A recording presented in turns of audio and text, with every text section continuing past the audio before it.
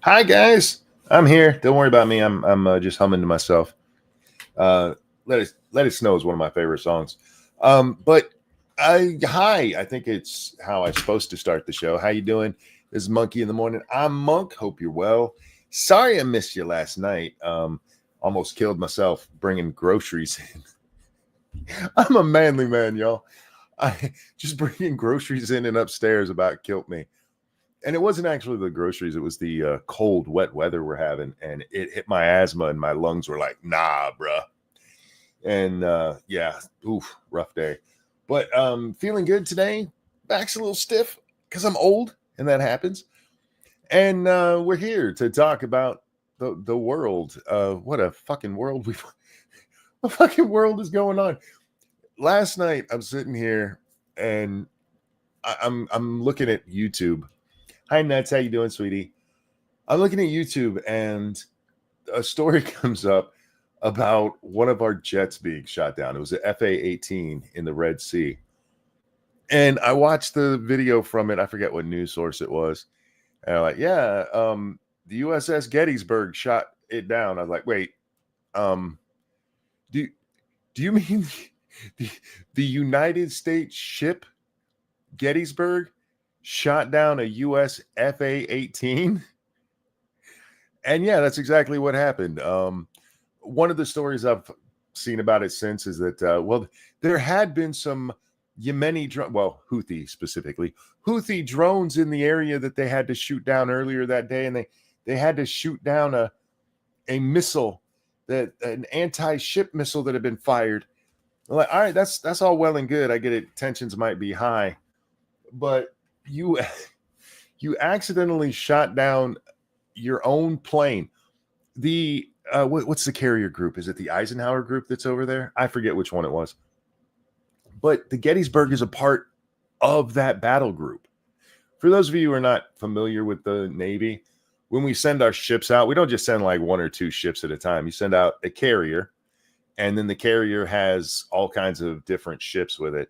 Whether it's, I don't remember what they replaced the LPH with, but whether it's the amphibious one that carries your Marines, or whether it's the destroyers, or whatever, they go out in a group and they talk to each other and coordinate, and they shut down a plane from their own carrier. And it's not like it's 1945 where you're like, it kind of looked like a Japanese Zero. This shit is all tracked in amazing real time by computers. And they luckily, neither of the pilots was hurt. Well, they were hurt, minor injuries, but neither of them were killed. And is the F-18 a Navy jet or an Air Force jet? Well, it's the FA-18, and I don't know if there's a difference. It's the Hornet. It was a Navy ship, or a Navy plane. It was launched off the carrier. But anyway, yeah, that's the world I woke up in, where we're shooting down our own planes in 2024. You could track the movement of your girlfriend from her phone at pinpoint accuracy, but they can't accidentally shoot down their own goddamn planes. How the fuck does this happen? And my wife, when I told her the story, she said, was Biden on the ship? Which made me laugh and just made me think, you know what? We just need to rename that ship the USS Biden. I feel like that's the right way to go. And yes, for those of you who follow me on Twitter, I just recycled a joke. Shio, thank you. The downstairs neighbors are going at it, or they're watching porn. Is it appropriate when they get to the end, yell round 2 fight or finish her? I would do both, actually. Do both. Do the first one and then wait a couple of seconds. If you don't hear more noise, say the second one. Finish her. Do you get a purple heart for friendly fire? Not typically. Not typically. It has to be enemy fire. Anyhow, or the USS Obama. I just can't. How did this happen? We don't have like transponders and shit in military planes that tell our own missiles, hey, don't fire at that. Dark Conservatarian, thank you. Merry Christmas, Monkey. I don't know if you saw my DM, and I know it's 3 days after the fact, but I just hit my 30th sun rotation on the 19th. So can I get a special monkey-styled happy birthday song? Thank you for the donation. I did see the message, and I apologize I didn't respond. If you do send me a message, just be aware that I get distracted very easily and sometimes forget for weeks to respond to people. But absolutely, this one's for you. And a 1 and a 2. Happy birthday to you. Happy birthday to you. Happy birthday, dear Dark Conservatarian. Happy birthday to you. Happy birthday. I hope you had a great one. I really, really do. 30. Oh, what an age. What an age. I was still... No, I was already sort of crippled by then, but I was better than I am now. All right, in the milling Navy. Yeah, I wonder if the captain of the USS Gettysburg had lesbian parents, that made him a good fit for the Navy. Yeah, I know that's an Army commercial, but still. Jack, where are you, dude? I did send you the link, didn't I? I swear I sent you the link.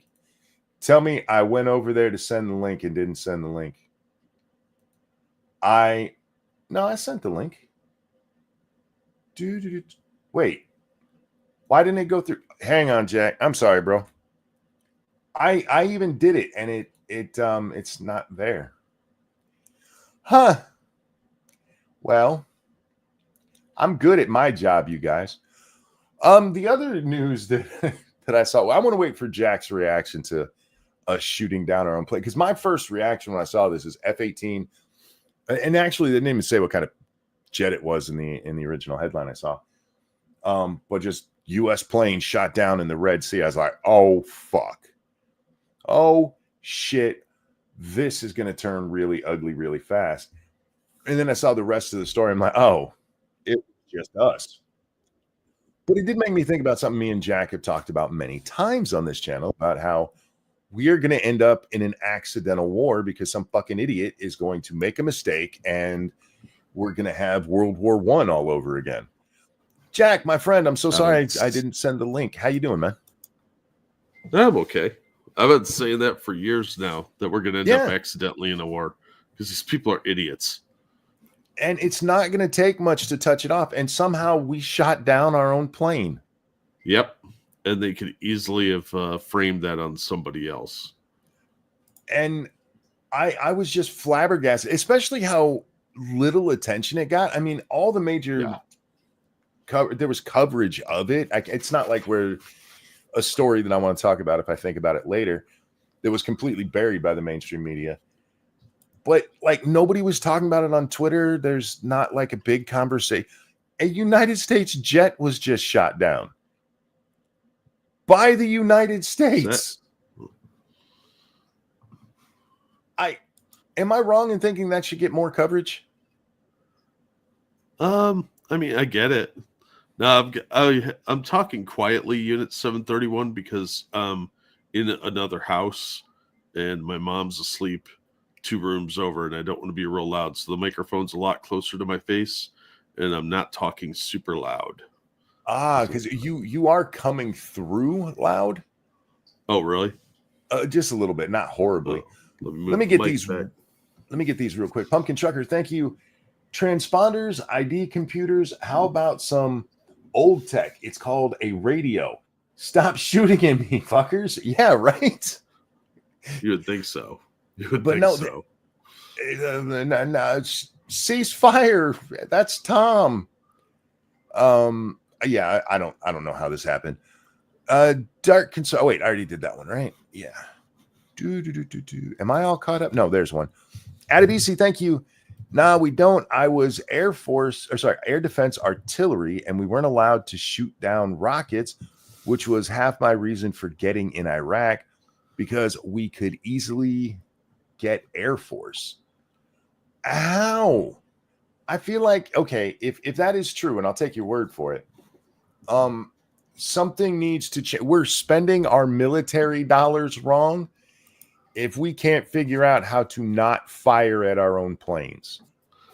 You'd think they would have some sort of, I don't know, signal that would indicate that it's one of ours.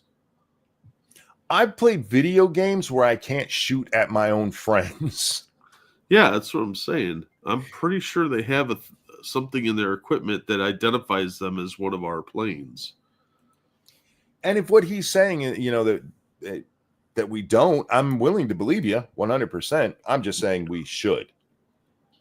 That little bit of should is enough. No, we're sending our money to Ukraine because that's what it needs.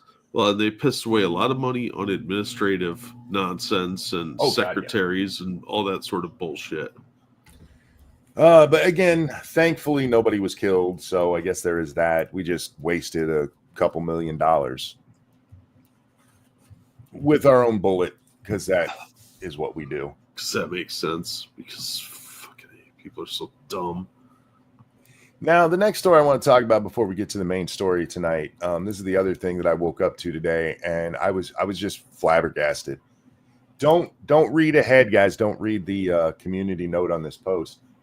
This is New York Governor Kathy Hochul, who wrote, "In March, I took action to make our subway safer for the millions of people who take the trains each day.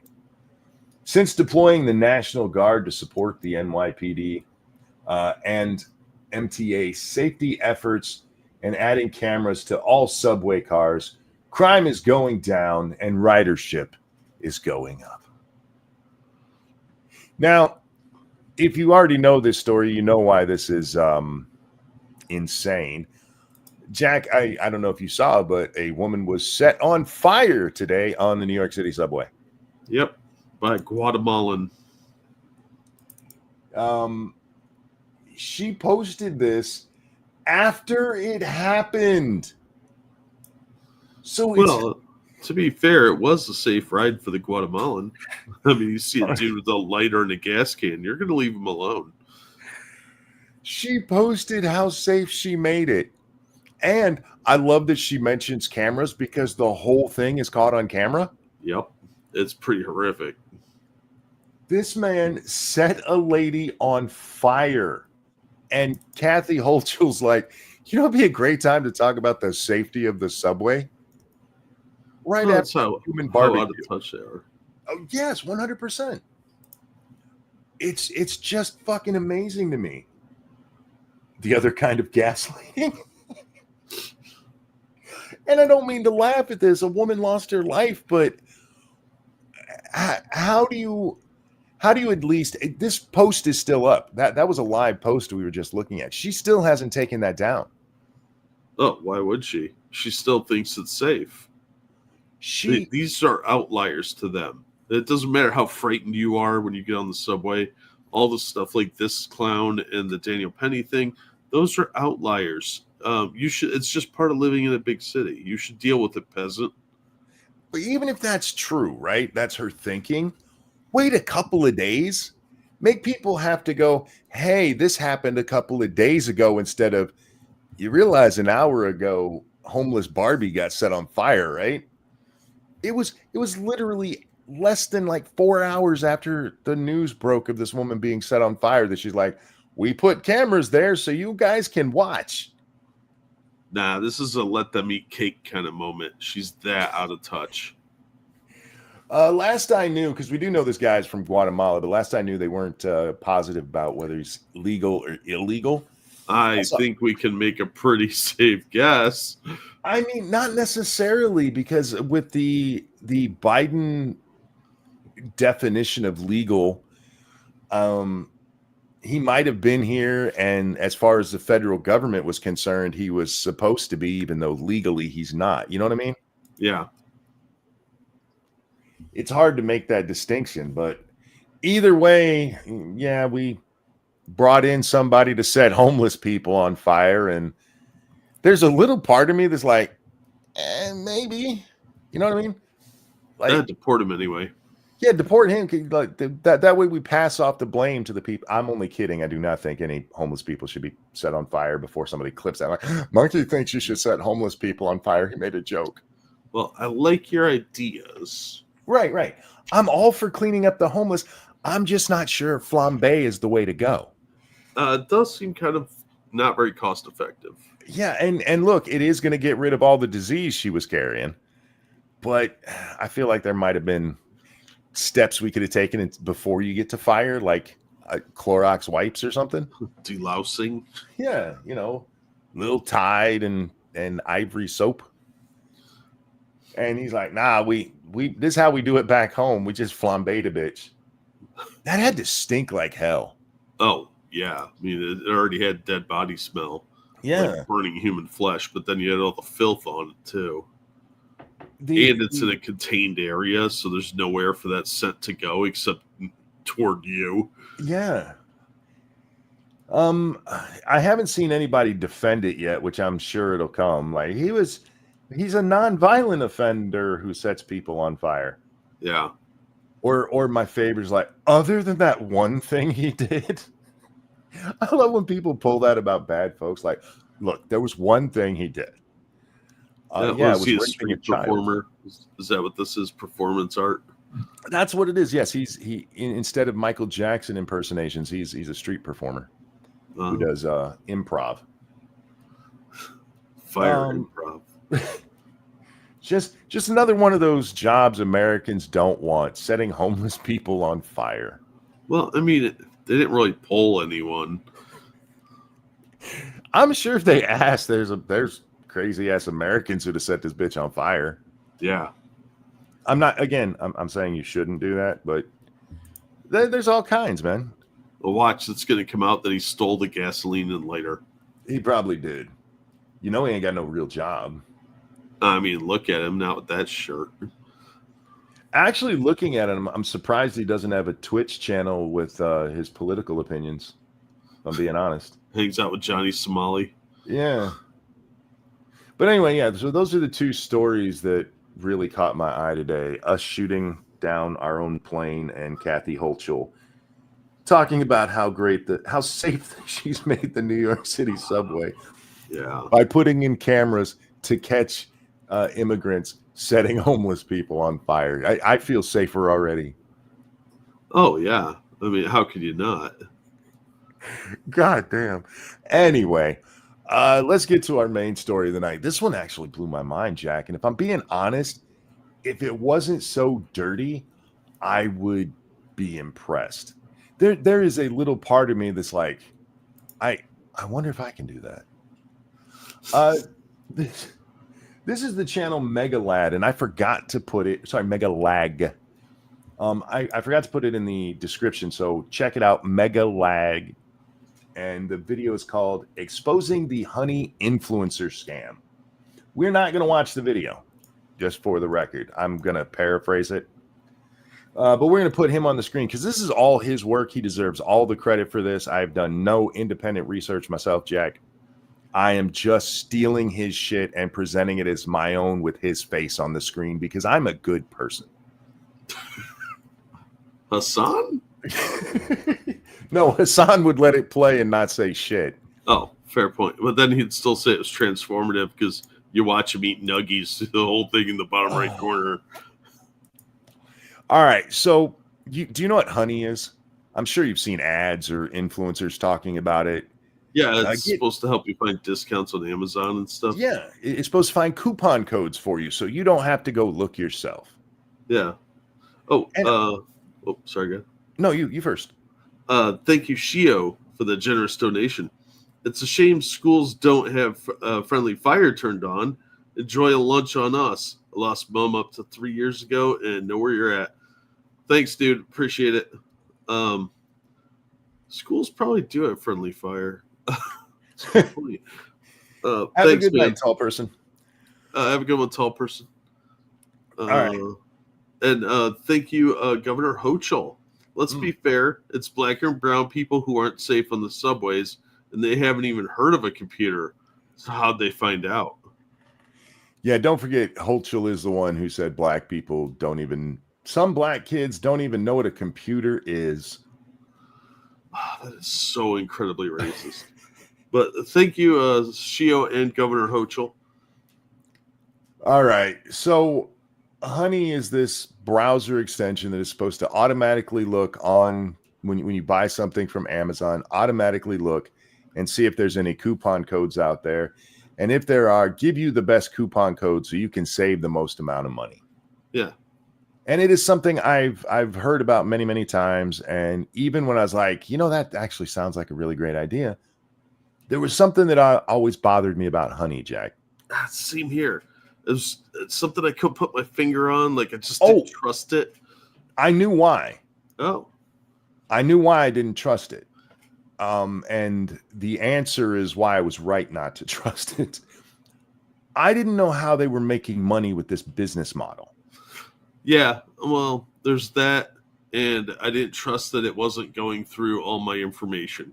Oh yeah, that's a good one. See, I'm of the opinion my information's probably out there anyway, so Yeah, that doesn't bother me as much. But I don't need to go out of my way to add it to my system, because if it sounds too good to be true, it probably is.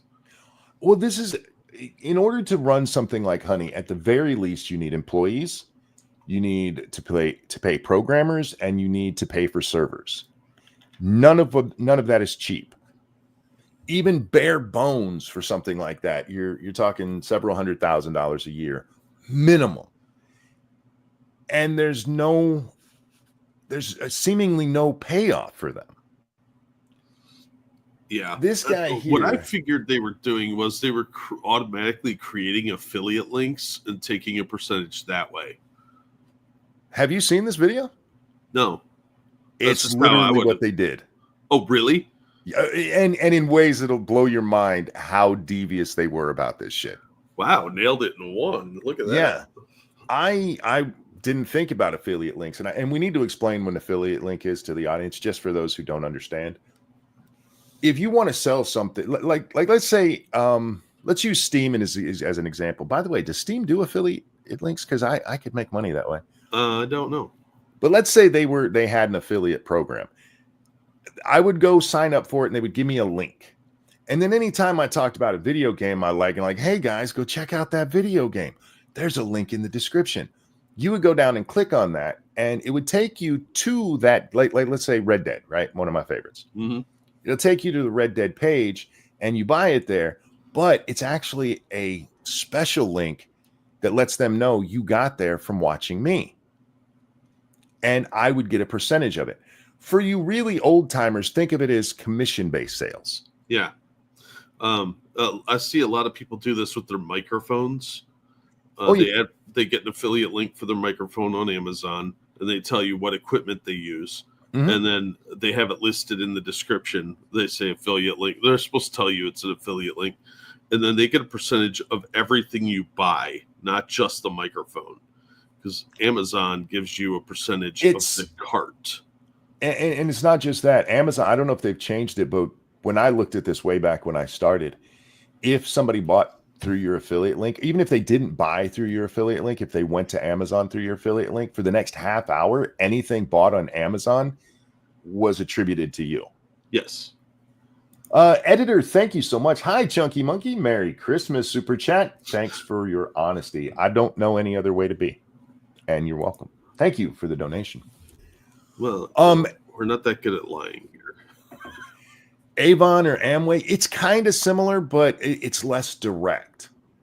I mean, I don't have to actually hold up the product to you at all times, but very similar case. Like, here's this product. You can go buy it through here, and you get a percentage. It's very much commission. That's the closest I think most people can relate to.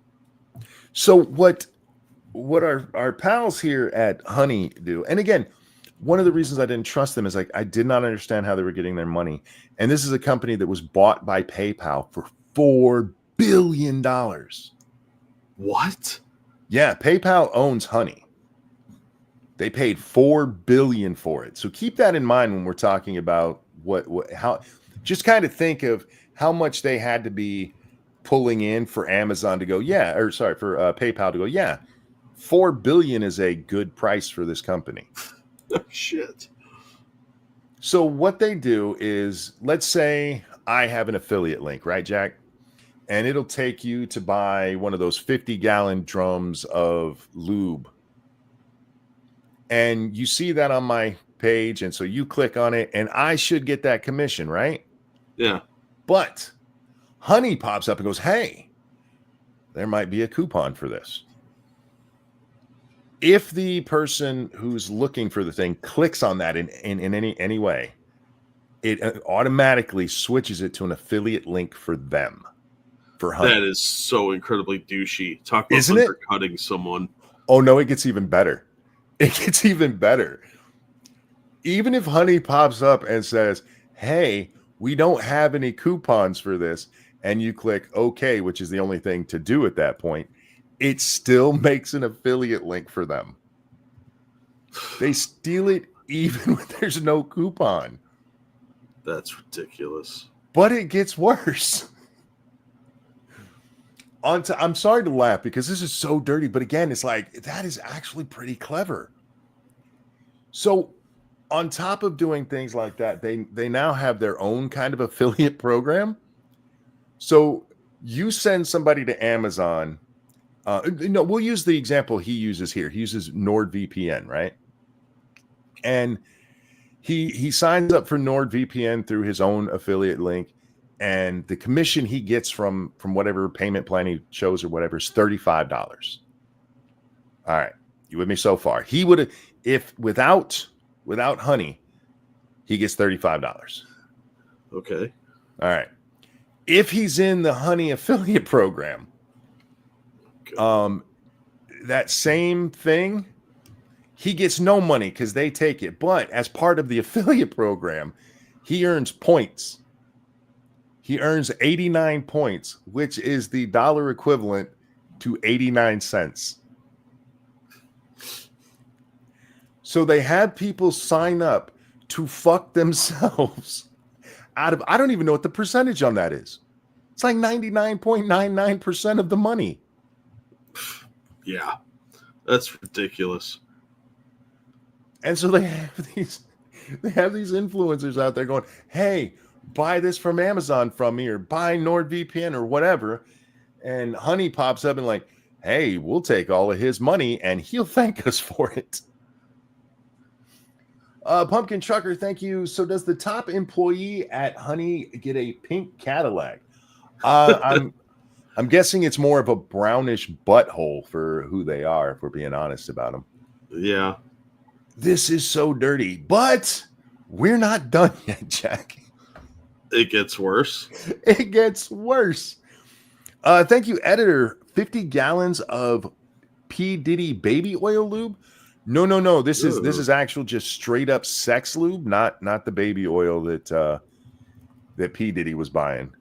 Who was it that did that? Was that Tonka? Who was it that was buying the 50-gallon drums of lube? I forget who that was. I don't remember. I don't think it was Tonka though.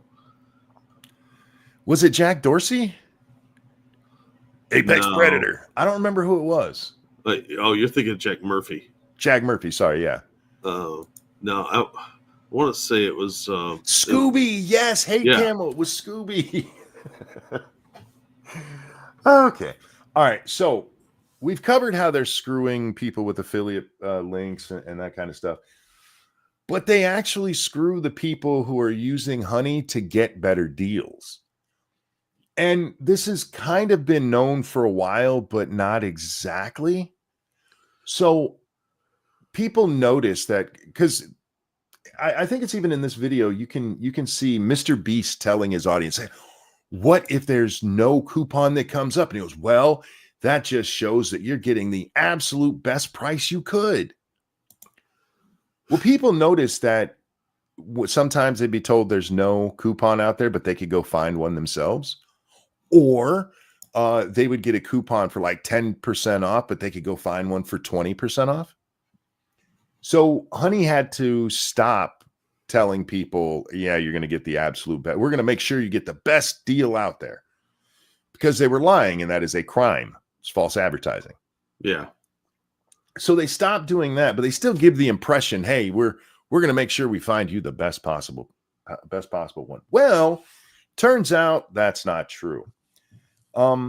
remember I told you could find like a coupon for say 20% off, but the folks at Honey would give you a much worse deal, like only 10% off. Mm-hmm. Well, it turns out that they're working with those companies. They have the company like, hey, you guys come, become one of our, become affiliated with us. And you guys can control the amount of the coupon we tell them that you can give. So let's say there's a 20% coupon out there, but Rite Aid doesn't want you to have a 20% coupon. So they go talk to Honey and be like, hey, we'll work with you. Tell them the best you could find is 5%. That's a real thing they were doing. This is a scam. This is starting to sound like price fixing. The whole thing is it's fraud. It is absolute fraud. Is this the price gouging that Kamala was talking about? Yes. And I'm not going to be like Charlie, because I saw a little bit of Charlie's video. That's how I first saw this. Or this guy. And I'm not saying allegedly. If this shit is true, this is straight up fraud. There's no other word for it. It really sounds like fraud. You cannot be telling people you're going to find them the best possible coupon and then purposefully giving them one that's lower than the best one you know about. That's fraud. It's what is that? It's deception of some kind. I would actually argue this is probably some sort of I don't know. Price fixing is the only thing I can think of that would come close, because you're manipulating the price. It gets worse. Oh, are you fucking kidding me? How does this keep getting worse? Because this is a scummy fucking company that PayPal gave $4 billion for. Starting to see where they saw the money? I'm starting to see where PayPal may be on the hook for some lawsuits. Now, this next part we kind of have to guess at, Jack. Because he cuts the video off before he gets to the next part. But he does leave a teaser. He shows several people who are blurred out talking about some stuff, and we can piece some stuff together. For instance, before he starts showing that part, before he does his little teaser, and fuck you, Mega Lag, because now I'm going to be waiting for this other video. But he's talking about how he says, wait, I did tell you guys that sometimes Honey did find you the best deals. And sometimes they were amazing deals, and I wasn't sure how they did that. And then I looked into it. And then that's basically where he breaks it off, and then he starts showing these clips of these people talking. And the impression that is given is that some of the companies who've like signed up to work with them, like, again, this is I need to be very clear here that everything I'm saying right now is my guess of what he's going to be talking about. But like, let's say Mom's Tea Shop signs up with them, and they're like, okay, you can tell people about a 10% deal. Because remember, we told them they can tell you. Well, Honey was applying discounts that didn't exist. What? That's what it really sounds like. Like, this one person tells the story of how an angry customer called up because their 60% off coupon wasn't working. So they were just creating coupons that didn't exist? Yeah. And saying, this company will honor that. Yeah, harming some of these businesses. And again, this part is speculation based on what was there, but this is such a shady, fucking dirty company. We used to get these when I worked at GameStop. People would come in with these fake coupons that they found online. Oh, yeah. And we'd constantly have to explain to them, no, there should be a coupon code on here. The barcode's not even on here. This is just some clearly fake coupon that you found. No, but it was on a coupon site. That doesn't mean anything. When I look at Walmart, coupons were a big part of things. And several times a month, we would get, hey, this fake coupon is going around. Some of them were for like free Xboxes. Yeah, who would do that? I mean, you have to use some logic there. You would be surprised. Well, people want it to be true, but that doesn't make it true. I understand the people being like, "Ooh, free Xbox," but there were employees. The reason that we always found them was because they got used successfully at a Walmart somewhere. Oh, that's sad. Because at Walmart, even if the coupon didn't scan through, and it got to the point where all coupons had to be scanned, and if they wouldn't scan, we wouldn't take them. Yeah. But you used to be able to apply a discount just like that. That seems like something you should be fired over if you're that dumb. I get people looking for the best price. I really do. Well, yeah. One of the best parts of this video, or probably the saddest, do you know what Linus Tech Tips is? No. It's a pretty famous YouTube channel. It started this guy. I don't remember if his name is actually Linus or not, but he worked at a electronics store, and he started doing YouTube videos for them, telling people about different products and stuff like that. And it went really well to the point where he's like, fuck it, I'm going to go make my own channel. And he's really popular and does lots of stuff. He was working with Honey and discovered this years ago. Oh, really? And didn't tell anyone. Why wouldn't you tell everyone? There is I think it's a Reddit post where somebody asked why they weren't working with Honey, and he explained it there, but that's the only place he did it. Wow. And then they hooked up with another company that does the same thing. Jesus. Yeah. I have a feeling there's going to be some federal investigation into this. There should be. It's way too easy to steal from people online. Oh, yeah. Absolutely. So, yeah. A major company like PayPal doing it, that would be a huge win for the feds, too. They would love to bring a big, giant tech company down. Jay says, oh, look, another reason not to like Linus. I'm not a big fan of Linus. I've watched a little bit of his stuff over the years, but usually it's only if there's some tech he's talking about that I care about.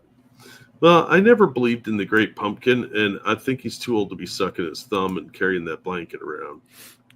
Linus is a shitbag monkey. I know he had some controversy, maybe 2 years ago now? I don't remember what it was, but like I said, I've never watched him a lot. I've seen a few of his videos, and he used to do some cool things like making old tech work in the modern world, you know?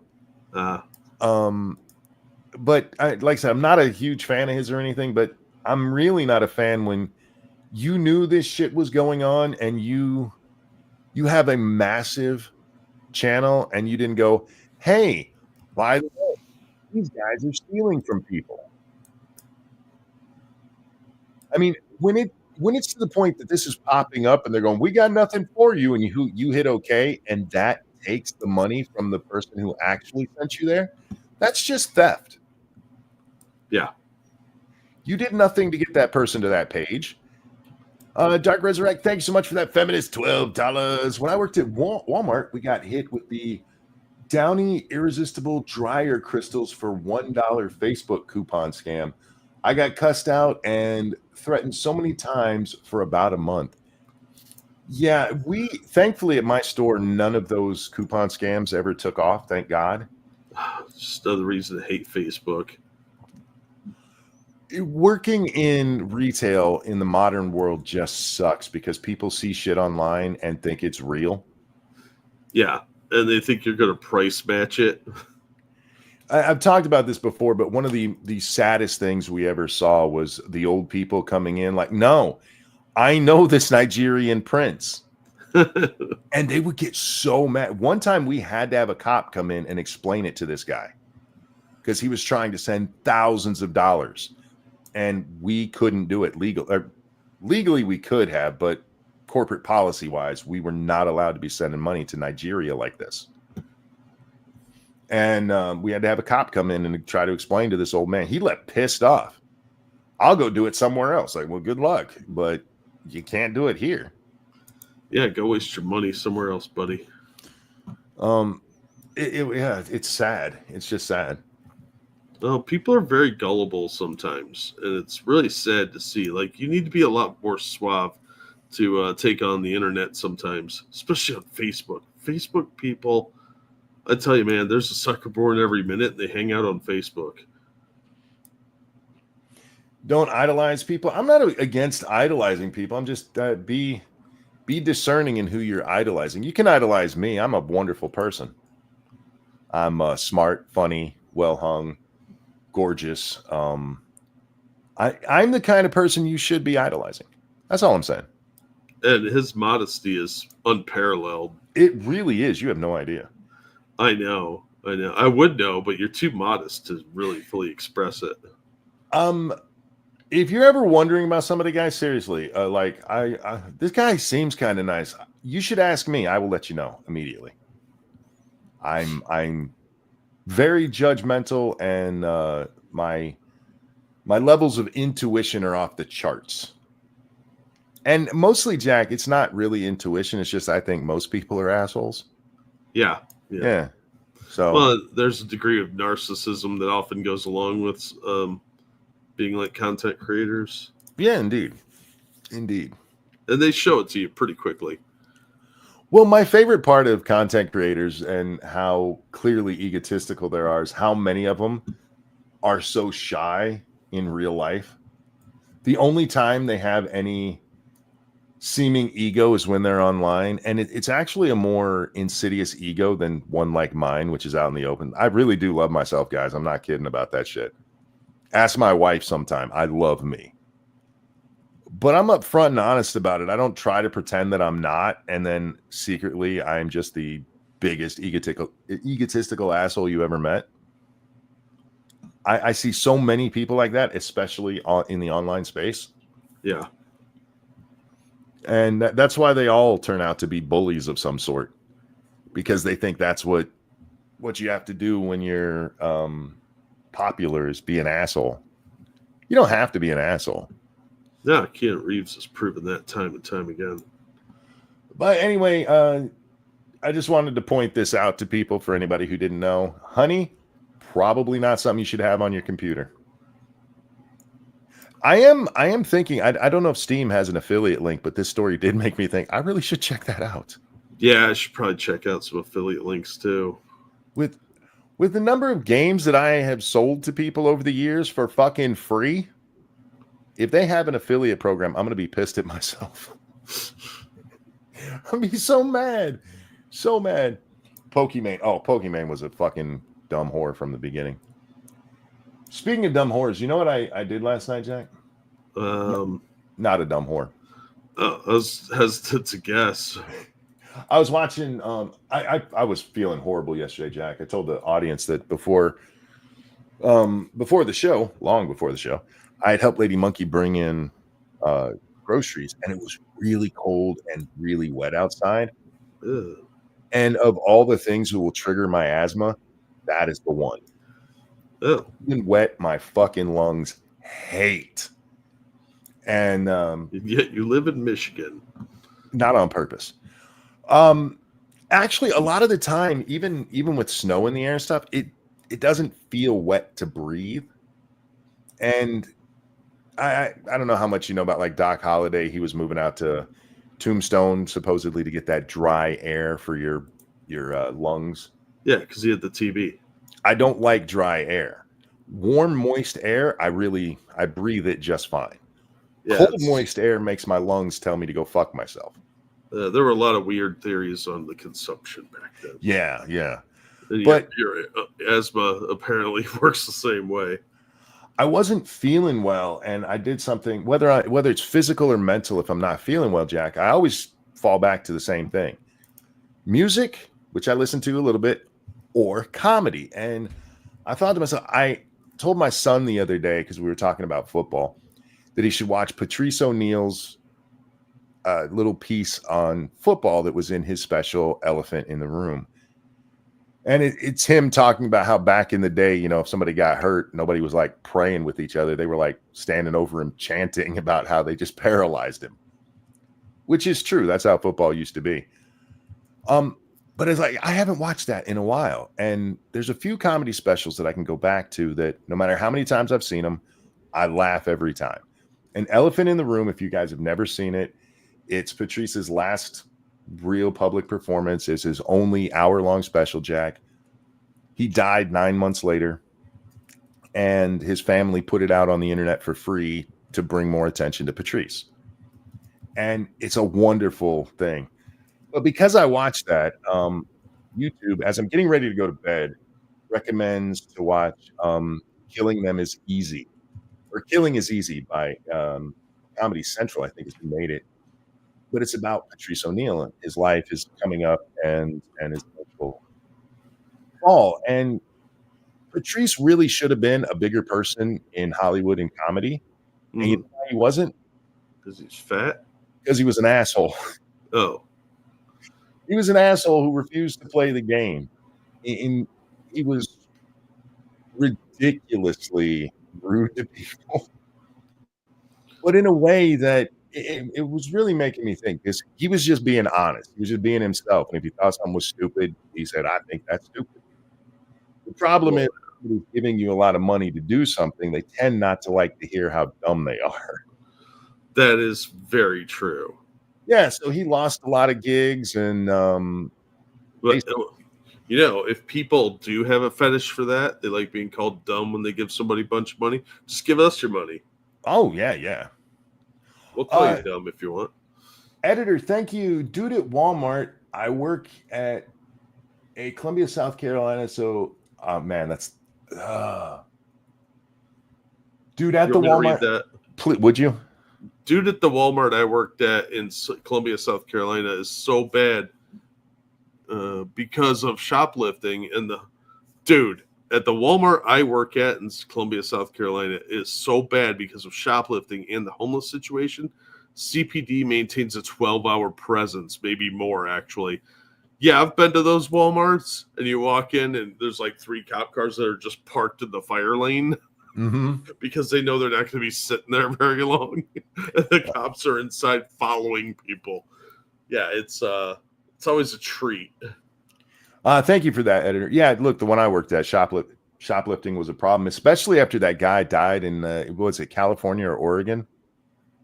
Old man steals from the Walmart, and when loss prevention attacks him and tackles him like, give us our shit back, he had a heart attack and died. And they're like, we can no longer put hands on anybody. Bullshit. And don't steal. That should be the lesson. Exactly. But every crook in town got the message. And eventually this one shoplifting ring got busted. That we know of, they stole like $25,000 just from our store. And they hit a Meijer that's not far from us too. Wow. That shit went on for like almost 2 years. And then Walmart was finally like, okay, fine, you can stop some of them. Alan, thank you so much. Says, monkey morning. Good morning, sir. Hope you're well. And thank you, Alan, who says, morning, my friend. Good morning, Alan. Hope you're doing well. Thank you so much. You guys are so awesome. You know how they eventually caught these people? They tackled them? No. Well, I don't know how the police arrested them, but the way they got caught was that they finally narrowed down and like, okay, this is them. They were selling our stolen shit on eBay. Yeah. Making good money at it too. Oh, yeah, you can. The smarter play would have been to sell it at a flea market for cash.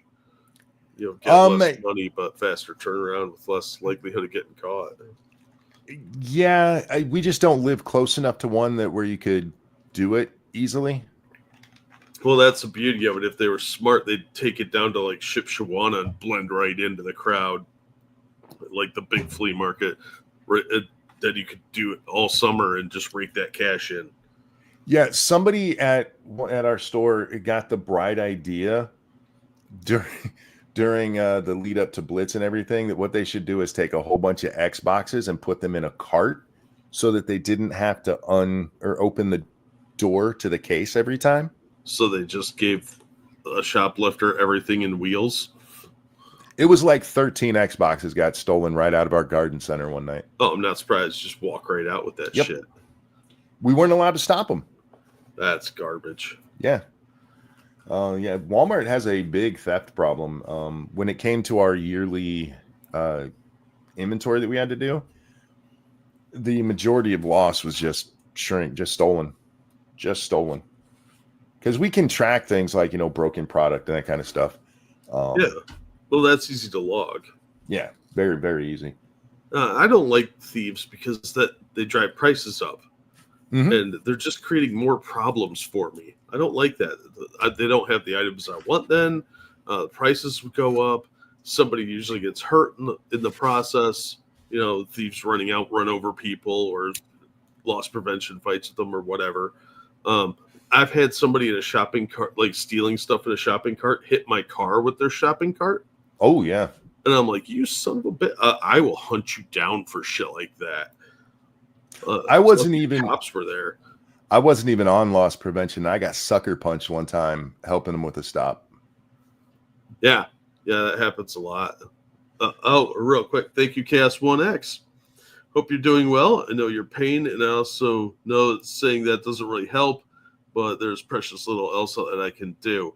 Will you ask Monkey if Jack will be on stream? Maybe pretending to be chat will be fun. Hey, Monkey, is Jack going to be back soon? Probably not. Probably not.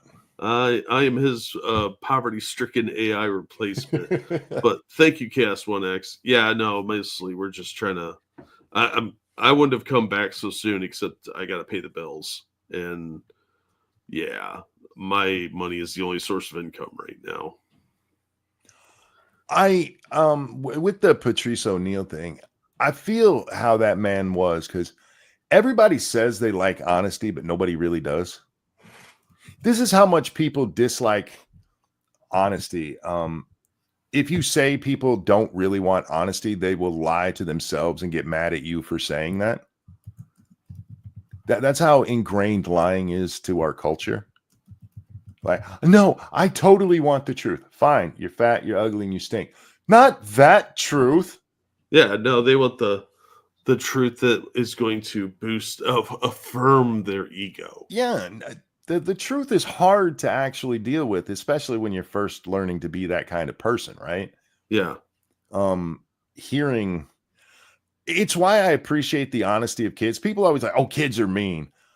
Especially little kids, they don't tend to be mean. They don't know how to be what we call civilized.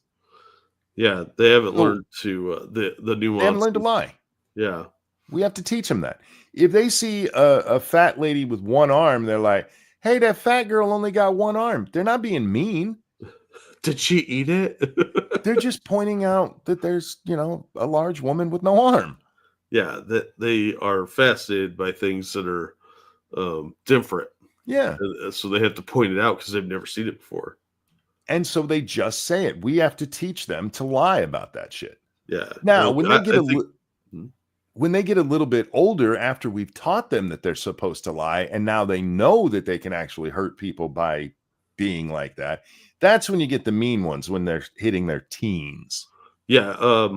I have to say that in all my years of dealing with children and their associated parental units, the ages of like 11 to 13 are where evil is born. Yes. But before that, I mean, maybe I would go a little bit lower, maybe like 8 or 9. No, that's just when they're kind of being jerks. Their full-on evil formation starts between 11 and 13. They're just kind of dicks until then. But when you're talking 5 or younger, and a kid say, "Mommy, she smells," that child's not being mean. They're just pointing out they stink. It's like when business partner's 5-year-old ran up to a person that we call transgender now and said, "Are you a boy or a girl?" Hey, don't ask them those questions. I think we were all too busy laughing. Yeah. So that's the proper response. Yeah, well, you're not allowed to do that anymore either. And it's kind of why total ass clown. So it's kind of why I like English people more than Americans when it comes to honesty, because there's a lot of stuff that you'll see the English say to each other, and if they were Americans, somebody'd be crying or punching them in the face. Yeah. Where it's just a little bit more honest than we are here, because like fat is beautiful. Is it? Is it? Only fat people say that, and weird chubby chasers who are like right up there with foot fetish people. Well, I was thinking of that one because I was watching a video on a guy named Ethan is Online, this douchey bread tuber. Oh. And he got really mad at somebody for saying that the fat acceptance movement is stupid. It is stupid. It is really stupid. Absolutely. It's break it to them. But the original person in their video said, hey, I don't think you should go out there and just make fun of fat people. It's mean. Don't do that. And so this Ethan is online guy goes through the guy's posting history, like, here's one where you say that this person who says fat is beautiful is wrong. Say, why are you doing it? Like, those are two entirely different things, you fucking retard. Right? He didn't just go find some random fat person who was talking about Pokemon and start being like, you shouldn't be this fat. It was somebody who was actually pushing fat acceptance crap. Oh, but anyway, yeah, most people just they don't actually like truth. They claim they do, but they really don't. And you guys really should learn to embrace it more. You should, one, if anything else, it'll help you laugh at yourself more. The more honest you are about yourself, the more you can laugh at your own flaws and just embrace them. Yeah. Accepting yourself is the first stage toward really bettering yourself. Accept where you're at. If you don't like it, time to change things. But I noticed something watching that documentary about Patrice O'Neill that I was not expecting to think about while I was watching Patrice O'Neill. The modern red pill movement, I think he's the godfather of it. I would say grandfather, but he's black, and you got to make it sound cooler, so he's the godfather of it. Yeah, see what you're saying. If you watch that thing, it's called "Killing Is Easy," and in that context, he's talking about killing with a joke, not murdering people. Oh, but killing is easy. Check it out. But he talks about a lot of the stuff these guys do now, except for he was funny about it. He was still right, and he still meant what he said, but he delivered it with humor and, made it more palatable than Andrew Tate grifting off of Andrew. I realized Andrew Tate is just gayer Amy Schumer. wow. He's just stealing from a dead black man. And it's working for him. It's sad Patrice never got that kind of money out of it. He hiring? No, he dead, man. He's dead. The Godfather is Marlon Brando. The Godfather is Kevin Samuels. The Godfather is Michael Corleone. Who was that? It was Al Pacino, right? Because Marlon died. He ate himself to death. He's the OG monk. Don't be racist. It was amazing watching, because in that documentary they talked to his fiance at the time. They never married, apparently. And she said after the show, sometimes women would come up to her and be like, "How can you put up with a man like that?" And by all accounts, he took really good care of this woman. He, they were in love. Occasionally they had, their moments like we all do, but she's like, I started to question myself about it. Why do women have to make other women miserable? Because if they're not happy, why are you? Like, she got a man. Why are you bitching at her about having a man? Speaking of which, we have to watch this video, Jack, because I don't know. I don't know why we're watching this with another woman's face in the front. Apparently, that's a thing they do on TikTok. TikTok's a weird place with stupid people, so try not to get too deep into figuring it out. The little redhead here is the Hassan Piker of this situation. I don't think she actually adds anything to the video, as I remember. I've seen this without the chick in there, and that blonde's got giant fupa. But what they do is, this is how they make it transformative in their own mind. They insert themselves like nodding or pointing, and that's it. That's their big transformative moment. You could do that in a transformative way if you're like highlighting something very blatant on the screen and it's really quick kind of thing. But this is a 58-second video, and maybe I'm wrong. Maybe I'm misremembering it a little bit. But I don't think the redheaded chick says anything or points or any of that shit. Maybe she nods, Jack. So maybe that's what she's counting as transformative. I've seen a bunch of these. That's pretty much what they do. They may say one or two things, but they mostly just nod, tilt their head to one side or something like that, some minor nonverbal, or point. And that's it. look how saggy that blonde's tits are. I would bang the shit out of that blonde. I ain't even gonna lie to you. Those are She's hot. slipping down. I would tap the crap out of that. Not that fupa. Yeah. Maybe from behind, but I ain't looking at that fupa. It's like Jack's the only person who watched Schindler's List and like, why'd they overfeed the Jews? Look, maybe they all thought they were going to fat camp because they were fattening everyone up. But anyhow, just saying, that chick's a little. She is. First of all, I can tell she's crazy, but her boobs are. She's not wearing a bra. You can see her nipple. I am not against crazy women, dude. Yeah, but her saggy boobs are resting on her gut, and her gut is resting on that massive fupa. I need the women of the audience to be honest, all right? How many of y'all crazy? You know you crazy. They know they're crazy, Jack. It's just what level of crazy. Are they cut off your penis and throw it in a blender crazy, or are they burn down your house with you and your family in it crazy? There's different levels. Yeah, but it's a sliding scale because it depends on the day. This is something most of the women in the audience will be able to relate to, and us men, we will never understand. Women, be honest. How many of you have cried and you don't know why? All of them. Yeah. Now, men, how many of you have cried and not known why? Just you're sitting there in the middle of the day, everything's fine, and suddenly you're like, "Oh my God, I don't even know why I'm crying right now." That's a woman to, and when you live with a woman, that is something you have to learn to not understand, but understand that it happens. And we're just not to unravel the mystery. The elder gods will eat you.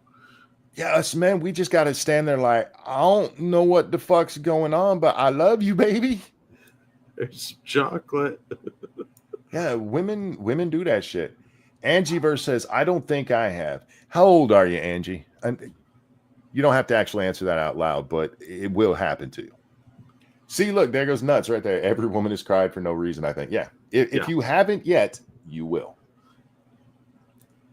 Because women are crazy, man. Anyway, again, we're not here for redhead. We are here for, is that blonde? Are my eyes that bad that is blonde? It's like a strawberry blonde kind of thing. It's blonde, but it's also tinged with like a mousy brown. Yeah, I was thinking more light auburn kind of color. But yeah, I can't see. It's because I think she dyed her hair blonde and the hair dye is wearing away. And you're seeing her regular color coming back.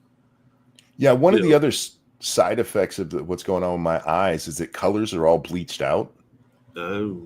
Yeah, so like when I make the thumbnail, I have no idea what color it actually looks like to you guys when I put the color around the words. I'm like, I hope this is green. Anyhow, so ambiguously colored hair ladies who we're here for. A guy that I went on two dates with, who had only ever seen pictures of my dog, took it upon himself. Yep, she is nodding her head. You're right, Jack. You're right. Mm-hmm. To look up my address and mail me flowers from my dog on Mother's Day. That motherfucker. Oh, that fucking monster. Piece of shit. Yeah, how dare you? How dare you try and be amusing and quirky and stand out from other men? You psycho. One, don't encourage this weird behavior of giving childless women Mother's Day things for their pets, because it's insulting to mothers, okay? Why do you hate fur babies? I love my cat, and I would even call Phoebe my fur baby. But that's fur baby, not baby. You can have Fur Mother's Day as a whole separate thing if you want to, but please, it's addressed appropriately in here. It's not Mother's Day. It's this bitch, fur dog Mother's Day. This bitch ain't a mom. She's a fur mom. The bitch got a dog. That is not a mom. All right. Anyway, And not only did he send flowers, but the flowers also came with a card. So this is the card. I actually thought this was cute. This isn't a cool thing to do. But let's let her get through her telling of it first. Dear Mom, I think about you every day. Can't wait to see you and give you lots of cuddles and kisses. Happy Dog Mom Day. Love, your number one fur baby. P.S. I heard you met this amazing guy who has 2 dogs and lots of room to play. We should sniff that out sometime. I met this. That is adorable. It is. I can see where some women are going to find this creepy. And let me explain why. Because it really depends on how recently they had seen each other. If she had gone on 2 dates with this guy and hadn't seen him in like 6 months and he sent this, that's pretty creepy. And if you haven't, some women would rather have been in a long-term relationship before getting flowers, that sort of thing. Chicks are real weird about flowers these days. That's why I stopped buying flowers for women. I got tired of hearing the lectures, especially the one about how you took something beautiful and cut it off at this root, that sort of thing.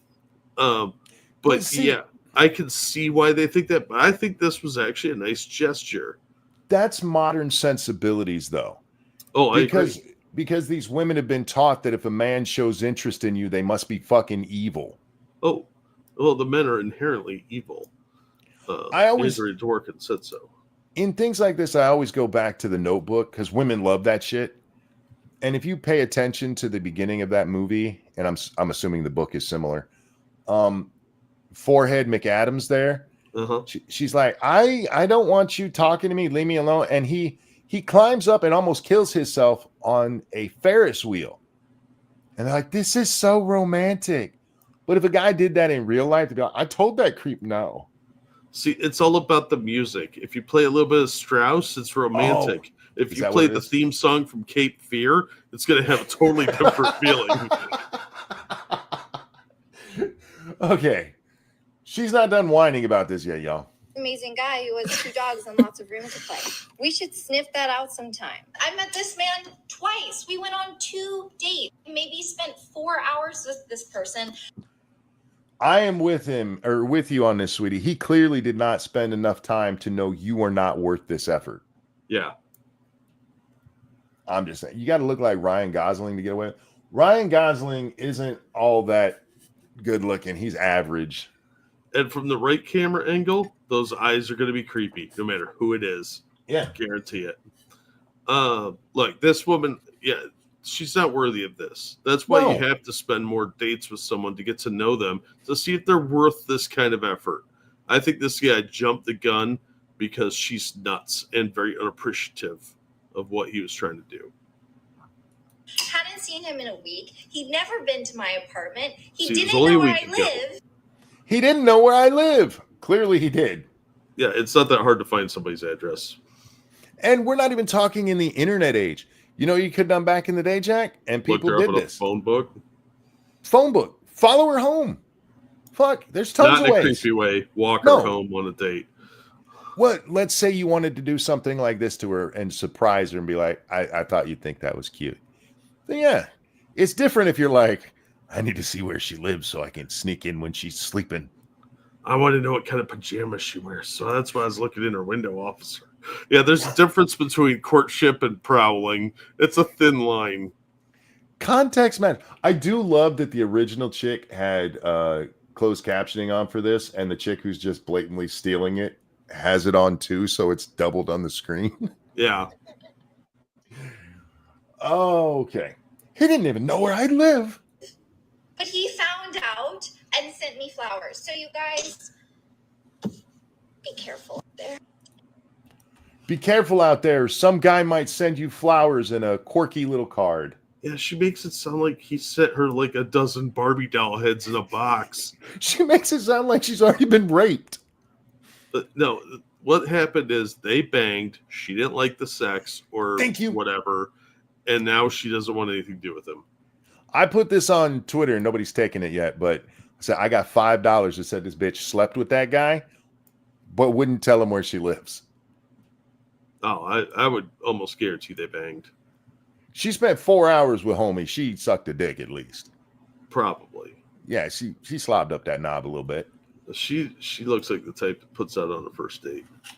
But look, even if you don't like the guy, right? This was him trying to be cute. This wasn't him being creepy. This wasn't him being like some stalkery guy. He was trying to be romantic and sweet. Yeah. And she's like, "You be careful out there, ladies." Yeah, I could see if she didn't appreciate the effort or she found it kind of creepy, but the honest explanation for the situation is he obviously likes you and was trying to be cute. He wasn't trying to be a creepy weirdo. This motherfucker dropped like $50 on you for flowers in a card that was a custom made card. Yeah, those are like $10 to $15 each. And your answer is, be careful, ladies. There's guys out there that'll be too nice to you. And again, that comes back to, like I said, it depends on how much time away. She said it's only been a week since she saw him. Yeah. So they're still fresh on each other's minds. And he's probably hoping for another date, and he was trying to be quasi-romantic. But you're not allowed to be romantic these days. So don't try, guys. Save the money. Yeah, this is what they've done to women, man. Yeah, and American women wonder why American men aren't interested in them. This is why I keep telling you guys, they haven't just ruined men, they've ruined women. Look what they've done to them. Even if you're like, that's a little too fast, that's a little too much, I can get that. Yeah. I don't think it is. I think you're being an overly sensitive twat, if I'm being honest. But I could at least understand. But she finishes this with, be careful out there, because a guy got her a card and flowers. Yeah, he didn't like break in her house and hand deliver it, or like stuff the flowers on her dog's corpse or anything. There's 1,000 ways this could have been so much creepier. Like the picture of her dog wasn't one he took off Facebook. It was like one he took through her window. And you could see the mesh lines for the screen. I don't even know how you can be. How is it people don't get intention anymore?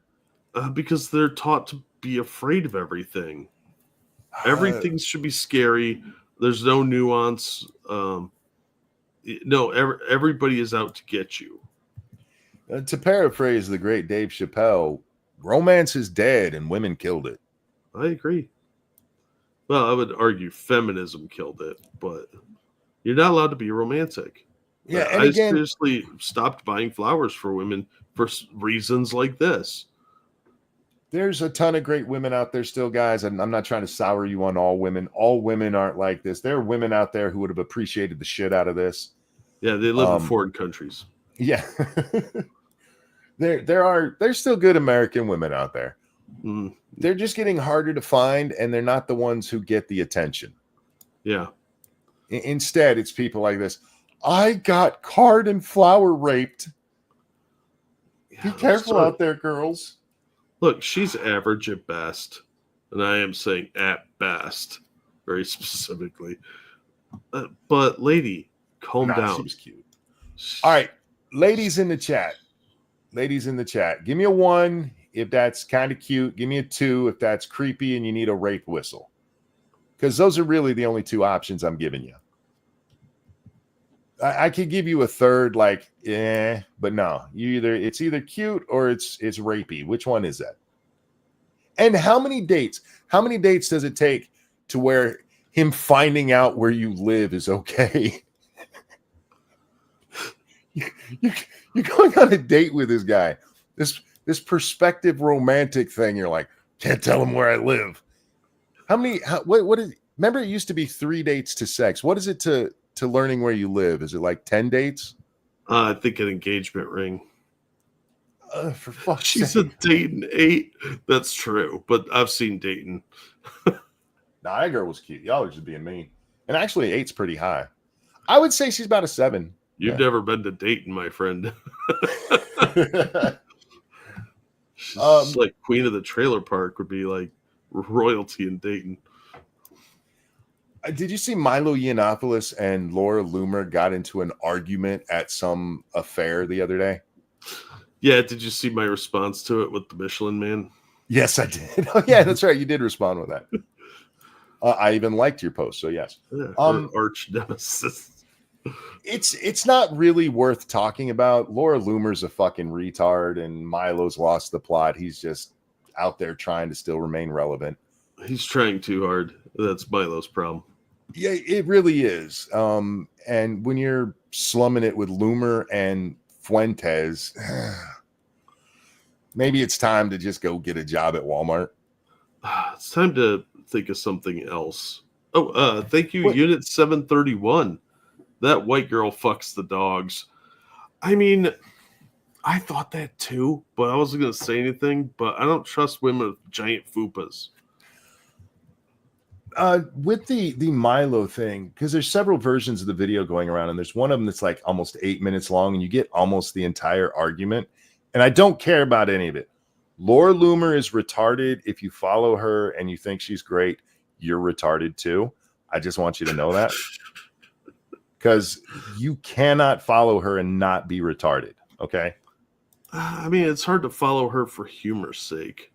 If you're doing it, I'm not talking about, your hate watching kind of shit.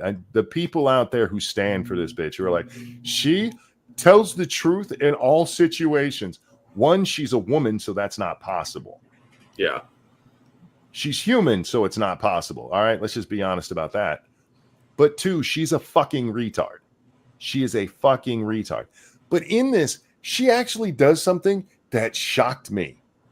She takes a hit at Milo for being molested. I couldn't make out 90% of what they were saying, so I was just making my own dialogue for them.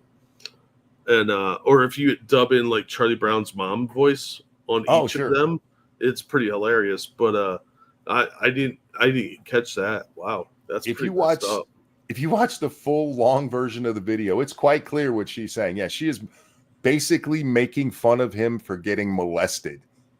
And I was like, fuck. Wow. I think I would have to retort about the tires. Can you imagine if that was done in reverse? If Milo had made fun of her for being molested? She was clearly touched by several uncles in her life.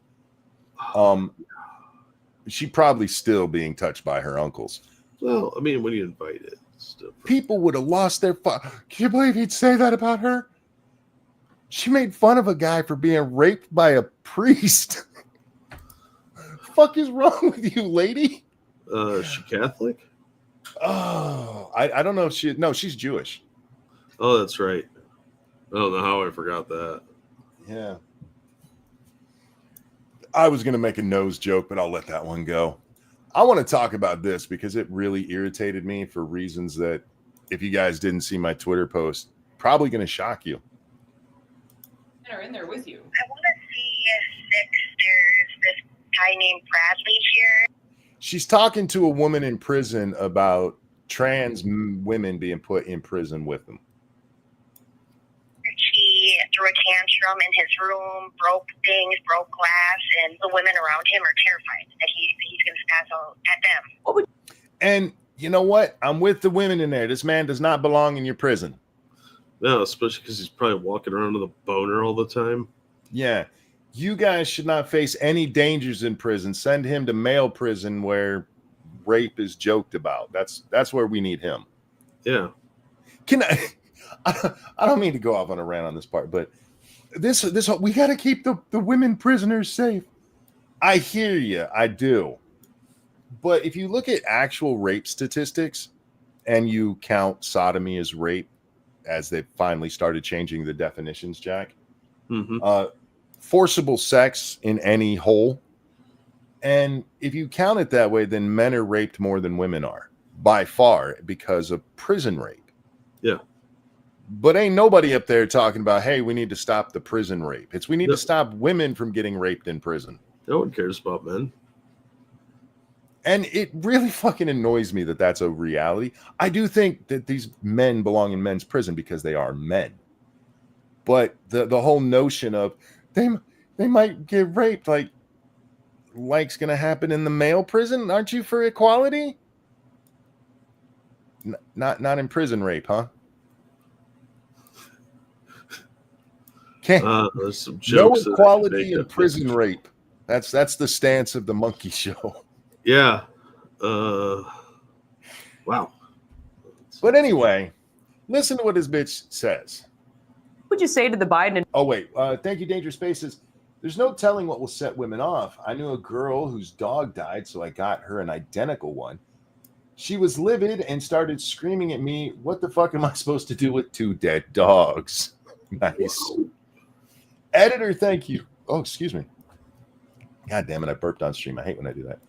Editor, thank you. Night, guys, and Merry Christmas. Keep up the good work. Merry Christmas to you. It is technically Christmas Eve now, Jack. It is. Merry Christmas. Merry Christmas. At least here on the real United States.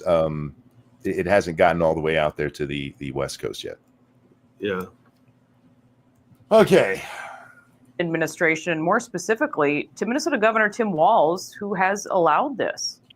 I love that she first asked, because this is a state prison, what would you say to the Biden administration? Tell Tim he's a dick. Because she's more right to be like the Walz administration. But anyway. He should be held accountable. The Biden administration should be held accountable for putting us in danger. They should. Bitch got a tattoo on her neck, and she's in prison, and she's like, they're putting me in danger. Okay, you're in prison. You're not in the county jail. You're in prison. You are not a delicate little flower, okay? Yeah. Yeah, you're not in for shoplifting. Yeah. The cornrows and neck tattoo tell me it wasn't a white collar crime, Jack. Yeah, and how chubby her face is tell me she's been in there for a while. Oh. Take it back. They shouldn't put biological men inside the most vulnerable population. They shouldn't put biological men inside the most vulnerable population. You think women's prison helping them guided in, or women's prison, and really that's the most vulnerable population. It's not preschools. It's not geriatric units in hospitals. It's women felons. That's the most vulnerable population, Jack. Maybe again, guards, because they actually have power over them. But I agree with her that the men don't belong in there, but she's just using the regular talking points against this. This sounds like some shit for trans not being in sports. She's a felon. Yeah. Prison's just too cushy as it is. My roommate, LaQuanda, who killed 5 people, she's one of the most vulnerable people I know. That'd be sad, because that's probably true in some cases. No, I think that they could actually use this as a beneficial tool. So you leave the men in like one per pod, right? And each pod, they say, look, you can lock down for the night, or you can leave your door open. And Susie/Gary, his door is always open. Look, I'm who will lock down for the night? I'm just saying.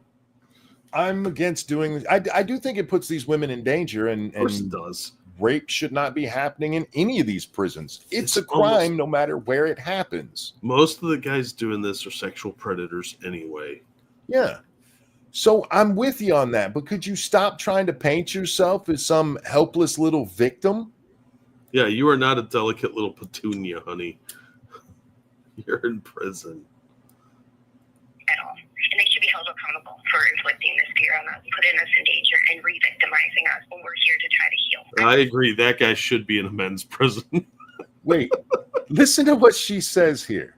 Men inside the most vulnerable population at all. And they should be held accountable for inflicting this fear on us, putting us in danger, and re-victimizing us when we're here to try to heal. We're here to try and heal. Shut up. Re-victimizing us. So a couple of these women have probably murdered their husbands. Re-victimizing us when we're trying to heal. You're the perpetrator. This is not a escape your husband shelter, okay? You're a fucking felon. You're not the victim in this case. I would play this audio at every one of her parole hearings. Be like, oh, are you still the victim? She goes on to tell us, hey, I've done good in here. I haven't gotten in any trouble in here, and I've got my associate's degree. Waste of tax money. Yeah, you're not going to like my opinion on you getting your associate's degree, because that's not what you're in prison for, bitch. You aren't there to learn on my dime. I can understand the high school education level. Fine. Beyond that, nope. Beyond that, pay for it yourself. You're there for punishment, and that's only for people that behave themselves. So there definitely has to be a tier system. If you're doing well, following the rules, and you're trying, to like in some way better yourself, fine. You go to a different tier than the person who sits around all day playing cards. But no associate's degrees, no cable, no TV. It'd be kind of borderline gulag if I was in charge. Me too. It would be boring as fuck. Yeah. They're allowed to, like, if they behave themselves, they could get books out to read, or they could take classes on learning to read. That'd be about the limit of what I'm willing to put up with. No computer time, no TV. Rehabilitate maybe, but heal is stupid. Jail is not about rehabilitation. Prison's not about rehabilitation. It's about punishment. Rehab is a much more modern idea. Yeah, it is. And it is odd to me that the longer sentences have gotten, the more rehabilitation has become part of it. Yeah. It's like, we got to re-educate them. I mean, rehabilitate them. I'm against having men in dresses hanging out where the ladies are. But could we not get better examples? There was a school, Jack, and I don't know if I have the story, but supposedly, and this was covered in local media and literally nowhere else, a junior high, I think it is, maybe high school boy, freshman maybe, has decided he's a girl. And so he's allowed in the girls' locker room where he runs around naked. And puts lotion on his raging boner. He has to lotion up his cock in front of these girls that he's also one of to prevent chafing. Well, yeah, because a raging boner chafes against corduroy. Let me tell you, man, I've abused my wiener over the years, especially when I was in middle school and early high school. I beat it like it owed me money, man. And it doesn't learn if you don't do that. It doesn't. You really got to get in there and put in the elbow grease. The only issue I ever had with, let's call it chafing, was when I first discovered masturbation. And I didn't realize you shouldn't do it all the time. Or maybe buy some lube. Yeah, wore the skin right off my dick. I've never had to lotion up just because I'm walking around and have a penis. Hey, look, man, maybe he needed that cocoa butter real bad so he didn't get ashy. I get ashy glands if I don't. It's a medical condition. Here's the doctor's note I copied off the internet. This story gets worse. It's a lady poll. Please use the proper terms. My bad. But his raging hard on that he's walking around rubbing with lotion in front of these girls. The girls are like, fuck it, we're not changing anymore in here. We're going to change in the family bathrooms. And the school denied them access to it. Yep. They are forcing these girls. Why not go talk to one of them? Why are you trying to make a hero out of cell block C here? Excuse me, but talking to one of them would be enabling their bigotry. They're letting this boy rub himself with lotion naked in front of these preteen and teen girls, and news is like, let's go talk to that felon about what a victim she is. Look, she hasn't committed any crime while she's been on the inside. That she's been caught for. That means it didn't happen, monkey. Haven't you ever met an ex-con? Unless they're willing to change, they don't change. Faithless says make him use the other bathroom. You would think so, but no, because that might make him think he's different. Yeah. So everybody else has to bend to his delusion, which The he's fact probably that going to come out as straight later anyway. The fact he can pee through his clitoris doesn't mean shit. But yeah, he's just like one of the girls. Well, one of these girls should be helping him with his chafing by applying the lotion. I'm sure there's several teachers that are lined up for that job. Yeah, but they're probably all dudes that look like Tim Walz. Thanks, Coach. All right, to something a little more pleasant for me, at least. You guys are probably tired of me talking about this shit. Red Dead's History is a history book written by a professor, Jack, who actually ran a class on the game Red Dead Redemption 2. Yeah, which tells you how worthless college is. No, this is not actually about the video game. It's about everything that happens in the video game, the different social topics, actual historical stuff. Yes, exactly. And Actman, if you guys don't know Actman, check him out here on YouTube, does video game stuff. He had Roger Clark on his show. I know that doesn't mean shit to you, Jack, but he's the guy who voiced Arthur Morgan in Red Dead 2. Had him and the author of this book on there. And they mentioned that Roger Clark did an audiobook version of this in Arthur Morgan's voice. Oh, that's cool. And now I have to start listening to audiobooks. I don't listen to audiobooks. Never have. If I'm going to read it, I'm going to read it. But now I have to go out and buy an audiobook. Apparently. Because otherwise I'd be like, oh, I have to get this book. And then I found out he did it. And not only did it, but did it in Arthur's voice. I'm like, God damn it. So now I have to go get that. But yeah, I love the concept of this. And it's one of the things I do like about games like Red Dead or the play Hamilton is it made people actually curious about their own history, the real history. And the whole thing with his college class, he's apparently doing another one. And although he can't say out loud what it is, he gave hints. He's making a history class based around GTA Vice City. Oh. That goes over the politics and shit going on in the 80s in preaching it through the game, with the levels and stuff from GTA Vice City. Oh, I thought you were going to tell me he's doing StarCraft 2. No. He's just making shit up. It does make me wonder, because there are a lot of games like that where if you play through the stories and stuff, they're clearly taking from the real world. And there's interesting history if you want to go look for it. He could be onto a whole new genre of bringing history back to mattering through fucking video games. How awesome would that be? That would be nice. People need to know the history. Yeah. So yeah, I'm very interested in reading this book or having Arthur Morgan read it to me. But yeah, I got so geeked when I saw that. Okay, now this one is just kind of mean, but it makes me laugh. So we're gonna watch it, Jack. Uh-oh. Trigger warning: we're about to see a woman cry. Hi.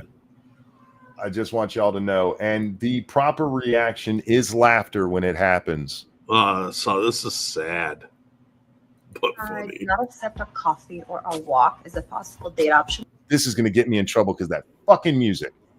Probably. Stop. Look, for you assholes out there who are like, this would be a great video if only there was some music partially fucking it all up. Go fuck yourselves. What I hate are the clips, like the people that do YouTube shorts, by stealing sections of other people's videos and then putting really loud music on it. Oh, I hate underlying music and shit. You're not in Hollywood. You are giving a little talk to the internet about how much you don't like men. I need this video. First of all, I'm not a dog that needs to be walked. Second, I have an espresso machine at home. Works fabulous. We're not doing drinks either. You're going to try to get me drunk and take me back home. No. We are doing dinner. You're going to pick me up. We're going to come to the restaurant. We're going to see your table manners. We're going to see what you order. We're going to see, do you hold your chopsticks correctly? We're just going to, study you a bit. I don't really have a problem with what she's saying there. If she doesn't want to go on walking dates and coffee dates or out to the bar, that's your choice. Yeah, she's clearly not like a business executive type, so she's got a little more free time. People that do like walking dates are usually like, I don't know you, you're a Yeah. friend of a friend. Let's meet somewhere public, Oh kind yeah, of yeah. thing. Like a blind date kind of thing. I get that, but I think they're lazy dates. My problem is with how she expresses it, because she's Because it comes bitchy off about as it. snobby. Not, hey, I understand those things. It's not for me. I want to have a dinner date so we can get down and actually know each other as we, talk for a little while. I can study your body language. I can see how you interact. That's what I'm interested in. No, she's like, we ain't doing that shit, bitch. Yeah. I'm going to study you and see if you got the wallet to support me. Anyhow. Okay, so dinner it is. I started the egg freezing process. I did some preliminary tests, which showed that my egg count is really low. You could have probably just done math for that, sweetie. I'm just saying. She's getting older. Like the first one, she had a lot of filters and makeup on. Oh, She's yeah. clearly reaching 40 here.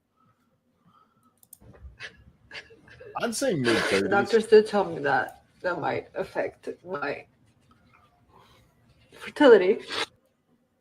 Only having a few eggs will affect your fertility. That's Wow, mystery.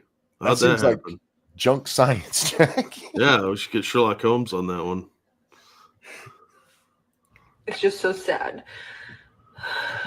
I've been I'm ready for a walking date. like crying the entire day.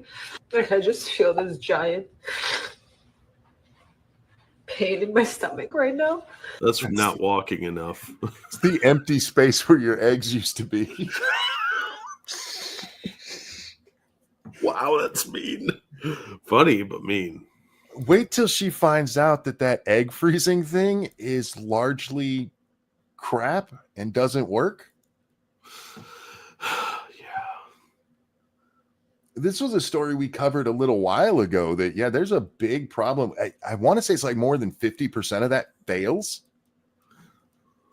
Yeah. So how about this, honey? If you really want to have kids, stop being a bitch, lower your standards to, human level, and go meet a man. Yeah, Stop trying go meet somebody to that doesn't have that isn't. Yeah, there's a lot of people out there that you're compatible with that aren't perfect. You're never going to find a perfect person that's got some. It's not a Hallmark movie. You're not going to find somebody that's got a fabulous job with tons of money and all that other bullshit. Life doesn't work that way. You're not as attractive as you probably think you are. And you're aging, and when you're old, everybody's ugly. So calm down, lady. It's incredibly unfair for you to take your baby sickle and feed him powdered milk from your breasts. It's true. It's true. That makes them extra blue gumball-y.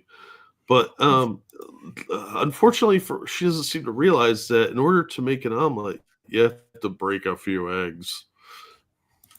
This is another part of that lie that feminism has sold women. Ladies. Yeah.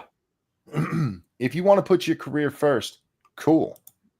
But unlike men, there is a limit on how long you can have babies. Yeah, and as you're putting all that time into a career, you're destroying your prime breeding age.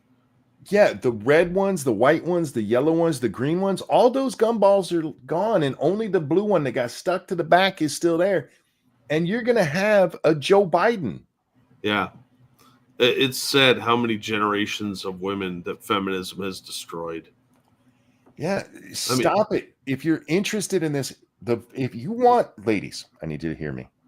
If you want a happy life, anything a feminist tells you, just go, that's bullshit. I'm not listening to it.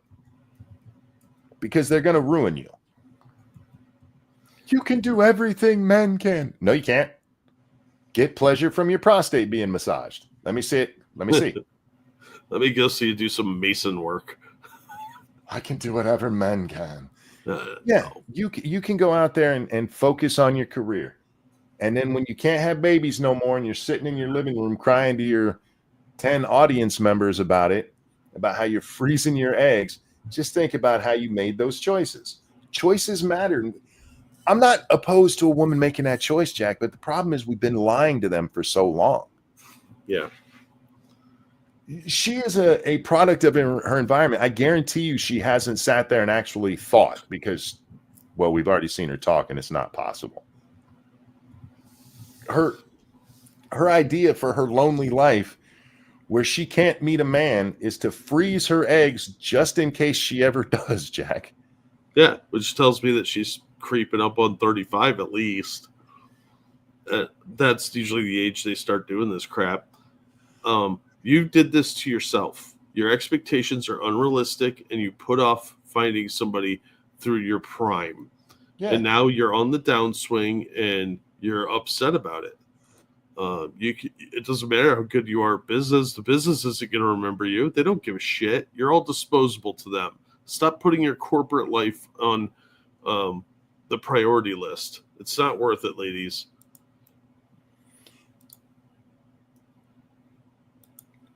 How do I want to put this? It is okay to put your career first, but you have to understand that in doing so, especially if you're planning long-term career to reach the pinnacle of it, kids got to go by the wayside. It's not going to happen for you. Yeah. And if we were just honest with women about that and they still made this choice, one, that video would still be funny. But at least then they're going into it informed about what's going to happen. They've just been lied to for so long. Yeah, and you can't have it all. You have to make sacrifices. There is part of me that feels bad for her because of that, because she's been lied to so long. Well, how many feminist women have we seen that as they reach late middle age, they start the regret? Mm-hmm. They don't have a family. They don't have anyone close to them. They're going to die alone. And that's tragic, man. And we've already seen, I mean, the statistics show that like a couple that divorces in their 40s, the man is far more likely to get remarried than the woman is. Yeah, because he's in his prime. You're making the most money you're probably ever going to make. And it's not just that. It's that, and this is something we've talked about before, is that men have lower standards when it comes to who they're willing to date. Oh, yeah. We'll totally bang like some part-time waitress. Yeah. You see, you know, like, oh, she's pretty and she's funny and she makes me laugh. And that's enough. Where the woman at 40 is like, he better make at least as much money as me. Yeah. And the guy who's making as much money as you is banging the 20-year-old. And so, yeah, it's not going to happen. Can it? Sure. Yeah, but it's a very tightrope you're walking if you're trying to juggle career and kids. And most women can't do it. Eagle says my sister had career and kids. It can be done, and if you're going to do it that way, that's fine. But you have women who are like, no, I'm going to hold off on having kids so I can put my career first. Those are who we're talking about here. Yeah. Women who have kids and careers, they have to have other sacrifices, like having babysitters. That's expensive as shit, Jack. But if you have a career, it's a necessary evil. Yeah. Because you can't watch the kid the whole time. Yeah, you're going to miss important things. And it's, well, yeah, they're multimillionaires. That helps a lot too. When you are like that, sure, depending on how far you are in your career. And even in that instance, we still lie to women. I mean, this is where a lot of the women make only 77 cents that men. Women end up missing a lot of work for that because this isn't slave days where it's like the slave lady kicked out a baby and she's picking cotton later that same day. Otherwise, Massa gonna beat her.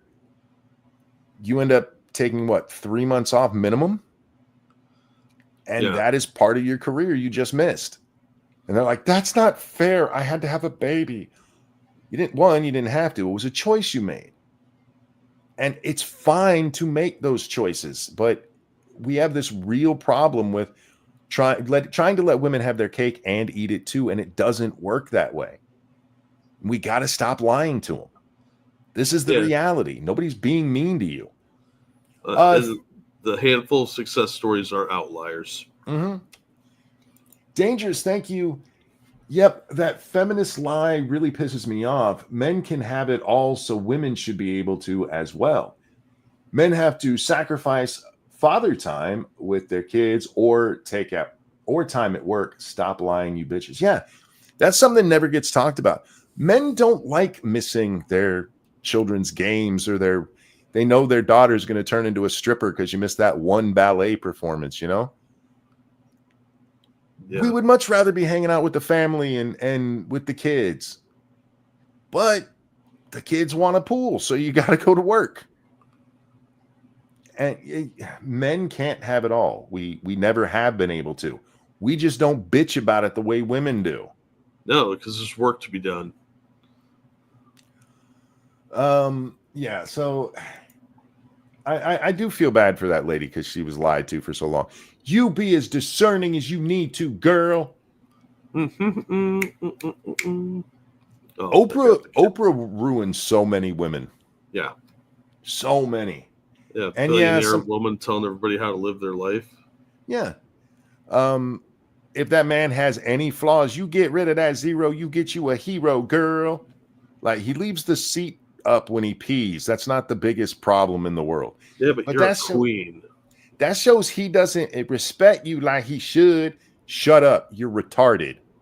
You're a queen. You deserve the best of everything. And it kind of goes back to that Patrice O'Neal thing I was talking about, where he claimed, and by all accounts was a misogynist, Jack. He made no excuses. His woman was happy, but other women had to come up and be like, how can you be happy with this guy? Like, well, because he puts food on the table and a roof over my head, takes care of my daughter, which isn't even really his. It was his stepdaughter, and he took care of her. And like, how can you be with this man? What more do you bitches want? Oh man, we have ruined women. We really have. Because feminism says it's never enough. Because they don't want women to be happy. Because what are most feminists? They're unhappy. Miserable harpies. Yeah. They're incredibly, incredibly miserable people. It's just sad. You see a bunch of sad, bitter people being sad and bitter, and they don't like to be alone. They want to bring everybody with them. You got to respect yourself. Yeah. Sorry. Go ahead. You got to respect yourself. Yeah. Thank you, Dark Resurrect, for that feminist donation. My dad's biggest regret is that he was deployed during my formative years. No matter how many times I told him don't hold it against him, I can still see his guilt. Oh, yeah, that stuff sticks with guys. Because you want to be able to play with your kids, be a part of their life, and connect with them. At least responsible fathers do. There's so much time I've got to spend with my grandchildren that make me regret all the time I missed with my children. That's fucked up. Ain't it? Because it is a bittersweet thing, because I get to spend all this time with them and all it makes me, like watching them walk and stuff for the first time. I think I only got to see my daughter, her first steps. I don't think I saw it with either of my sons. And I've been there with two of my grandchildren walking for the first time. So what you're saying is that if your sons are listening, that you love your daughter more. 100%, yes. Okay. Just making sure we sorted that out. You know what's fucked up? I thought about this last night because I was listening to music as well, and the song Butterfly Kisses popped up in my recommended. I have not listened to that song in a decade. Because it makes you sad. It makes me cry, and I'm like, my daughter's older now, and she's been an adult enough years. I can listen to this without crying, and I was wrong. Did it follow up with the Billy Ray Cyrus song? No, Ready, Set, Don't Go. No, yeah, I don't do that one to myself very often. But yeah, I'm sitting, and as soon as he gets to the wedding part, when it kicks in with that line, she'll change her name today. Like, I ain't crying, man. I'm not crying. Everybody else is blurry. But then I was thinking about it. I'm like, the songs that are out there, they have songs about dads and daughters like that. And then they have songs about dads dying. They don't have songs about mom dying or about like a mom's love for her son. You know what I mean? No, those are all Disney movies. It's weird. It's like they just want to make grown men cry. I don't know why. But yeah. Cruelty? I don't know. Okay, we got a Juanita Broderick shared video here. Okay. Yeah. Hey, did you see all the 7 Chinese nationals stormed one of our military bases today? No, did we shoot them? No. We should have. Well, they're Chinese nationals. Biden probably gave them the okay. Yeah, it was over at it was on Guam. They went to one of our key missile testing sites and tried to break in. They arrested them for illegal entry. Assassin of the Gray says, crying over a song, laughing. You're dead inside, homie. But that's normal, Monk. This is why grandparents tend to spoil their grandkids more than parents. That's part of it. Part of it is that I'm not responsible for my grandchildren turning out to be good people. That's their parents' job. That's a whole load of pressure. It's kind of like being the cool uncle again, Jack. Yeah, because you don't have to. That's mom and dad's problem to make sure they turn out to be productive citizens. I'm just here to entertain them and make them want to hang out with grandpa some more. That's my whole job, is to make my grandkids want to like me. But yeah, I wanted to mention this because it's obviously important, but also because like a week ago, there was a Chinese guy arrested for flying a drone over a military base in California where Space Force was doing a launch. And these guys... Go ahead. I'm sorry. And these most recent guys were there during the test firing of some new piece of equipment we've got. I don't understand why they weren't shot. I don't either. I guess lurking isn't enough. I don't care if you were raised in the heart of Alabama. If you are storming one of our military bases, even on American soil, and you get shot, I'm going to be on the military side. Yeah. They said 4 of them were in the vicinity, and the other 3 were trying to get in. And I still say no. If you're a foreign national lurking around one of our military bases, and you have you're not. I can understand like Americans wanting to watch the ships launch, shit like that. Okay, foreigners doing it, that's a whole other ball game. No offense, but no, you don't get to do that. Once they're trying to get in live fire, I'm fine with it. Yeah. Yeah, they were doing a new ballistic missile interception test, like the Iron Dome kind of thing. Then watch it from afar. You'll be fine. Yeah, you don't get to prowl around the military base. Yep. On a Micronesian island. I don't think the military should be turned loose on the American citizens. But like I said, even if it's an American citizen who's trying to break into a military base, shoot them. Oh, if they're trying to break in, all bets are off. Yep. Thank you, Cigar Chomping Penguin. I might need your help on this. I just got married at the end of September. The song I danced with my mom was Days Like This by Van Morrison, a song about the good advice his mom gave him. Oh, that's fair. Nice. Yeah, good choice. But see, there's songs out there about, dads giving you advice too, but the ones that really resonate with men is always about your dad dying. Like, I guarantee you, Jack, with what you've just gone through, if you sit down and listen to That's My Job, you're going to cry. Yeah, that would probably fuck me up. Yeah. And for the record, when my dad died that night, I sat there and listened to that song over and over and over again. Yeah, I would abuse myself like that. It wasn't to abuse myself. It was cathartic. It was to get the crying out. I finally got, everything finally settles down. I don't have to be stoic anymore. I have a moment to myself. I'm getting this shit out so I can get through the stoic moments tomorrow. That's what it was. And it worked. Yeah. It really did.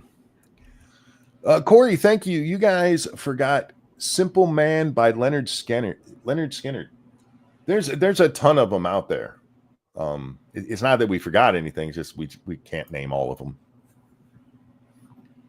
Cats in the Cradle. Cats in the Cradle, again, it's a song about your dad and being like him, or in this case, your son being like you. But it's not about, it's the dad dying ones that'll hit you.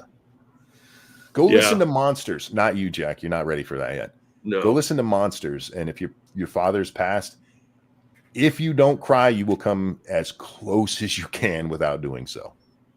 That song is so sad. I take a lot of medication, so I don't have to cry. There you go. Don't worry, I cry all manly, alone by myself in the dark. I'm just saying. As you should. That's right. I'm properly ashamed of it, but it does happen. All right. One of the craziest shots I've ever seen. Okay. You're into golf, so I thought you'd appreciate this. No.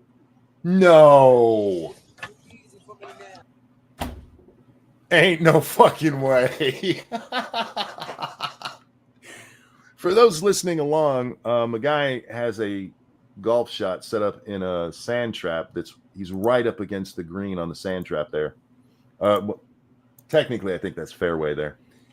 And he bounces it off the grass and dirt there to go behind him and sink it in the hole. That was pretty fucking amazing. That's like a one in a lifetime shot, you know. Yeah, that was actually fucking awesome. Did they re-show it or did they just celebrate? No, his friends had to freak out first. Yeah, that is an amazing shot. I mean, actually, he's on the. I'm not even sure how he got that backwards because he wasn't in the sand trap. He was actually on the grass. But he was on the edge of it, and he couldn't have made that shot from the other side. He had to go into the sand trap and knock it from that side. Let me just see. Too close. I don't think he could have done it any other way. Because look at how he almost falls over too. Where that ball is, it would be very, very hard to hit it properly because you're supposed to contact the ball before the ground or anything else. Mm-hmm. It could be done, but probably not by an amateur. But yeah, that is an amazing shot. Holy shit. Yeah, I know you were a golfer, so I thought you'd enjoy that one. Yeah, that's fucking awesome, dude. Now I'm gonna make you miserable and hate me. I would not have tried it that way. I've taken a lot of golf shots where people are like, don't shoot that, and they work out well because I know. Oh my god. I just told you. See, I have to soften you up before I make you upset with me. It's funnier this way. Oh, I don't even remember what I was going to say about golf because this came on my screen and I like Jack. I have to hit play so I can blow it up first. Mm-hmm. You're welcome. Do we need the volume for this? Because it sounded like there was music, and I'm pretty sure we're already getting in trouble for the music earlier. All right.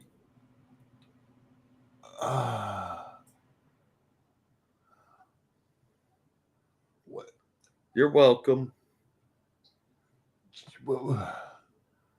Why? Because it's some weirdo's fetish. That's why.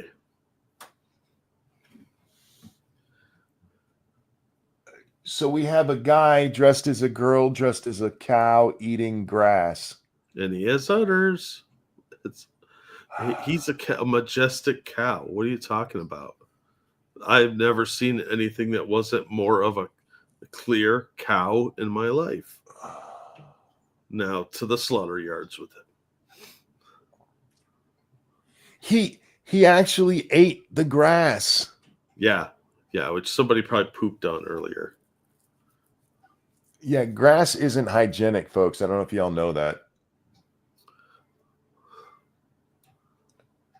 Look, he's a special girl. Yeah, I have never been to any pasture where they haven't thrown their hair out and shaken their head before wandering through the pasture. It's just what cows do. Why would you post this? Because you're a sexual deviant who needs people to voyeuristically watch you in your sick fetish. Yeah, and celebrate you for it because Yeah. people are all attention-seeking psychos. Yep.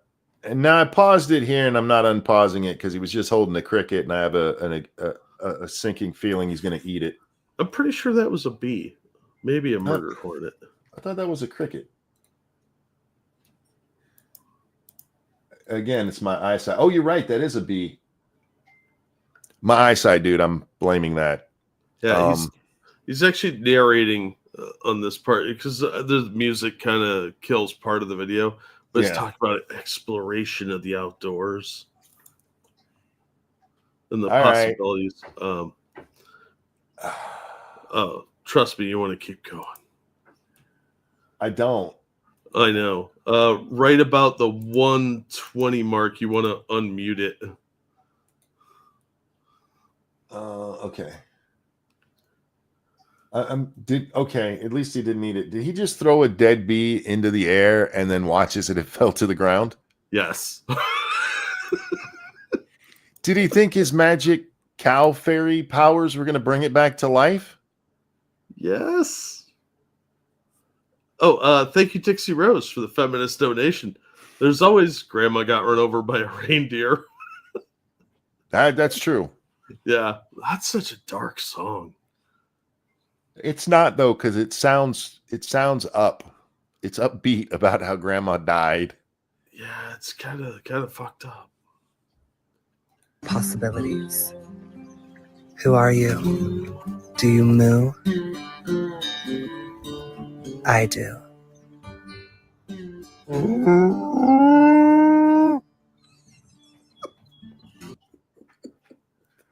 Do you even moo, bro?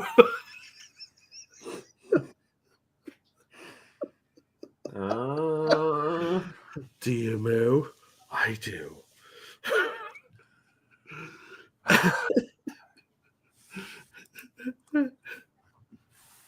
All right. The bee was. That's not what a moo sounds like, by the way. No. This person has clearly never seen a real cow. This sounds like an old dog who you've accidentally stepped on their tail and they're just realizing it. Yeah, it's like the death wail of an oxen in one of those water buffaloes in Africa that got stuck in the mud.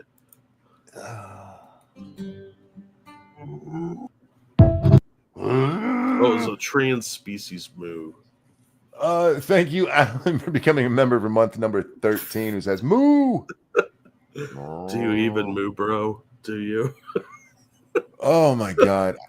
I've actually been around cows. We've gone to like 4-H fairs and stuff, and I know what they sound like. It ain't that. That sounds like a rapist is what that sounds like. Yeah. That is the call of the feminine rapist. I just wanted to share that because, like I said, these videos I find are like the Ring video. If I don't share them, I got 7 days, and I'm not pushing my luck. And we just shared it with everybody, so we're off the hook. That's right. Grandma doesn't die in that song. I think you should pay attention to the lyrics. If she didn't die, they wouldn't have to worry about whether or not to send her gifts back. Yeah. Yeah, she's dead. I don't know if you missed that that subtle hint. Oh, wow. Let the Bulls Top Secret him. Oh, man, Richard, that's such a great movie reference. Top Secret is a very underrated film. I hated Top Secret the first time I saw it, but even in that viewing of it, when he comes around the corner walking bow-legged, I fucking died. That you dropped your fake doggy poop. What fake doggy poo? I love that movie. That movie's grown on me since, and I do like it. But yeah, the first time I watched it, I just hated it because it's not as overt or plain as Airplane was. Yeah. There's a lot more subtleties, and you have to know a lot more of the references. It's kind of like somebody today trying to watch "I'm Gonna Get You, Sucker." Yeah, or Austin Powers. you might get a lot of the humor, but if you haven't seen the blaxploitation films, there's a lot of it you're missing. Yeah. Oh man, I love blaxploitation films. They were so hardcore because they didn't care. They were like, "I'm a badass. That's just the way it is." Like you watch Shaft or Yeah. Dolomite. They're fun films. Speaking of films, the trailer for Superman dropped. Oh my god. I need to talk about it for reasons nobody else is talking about it, because that's who I am. Before I get into my let's just call it what it is, frankism of the night, what did you think about the trailer?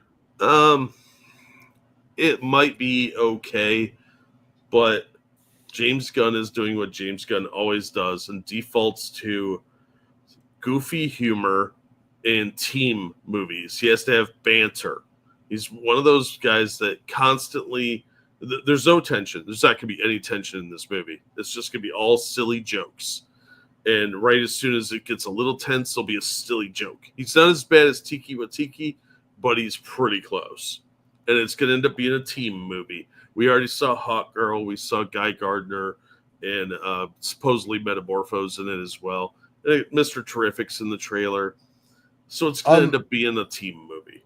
Not only is Mr. Terrific in the movie, James has said that he's basically got his own plot among the side characters. Yeah. So, yeah.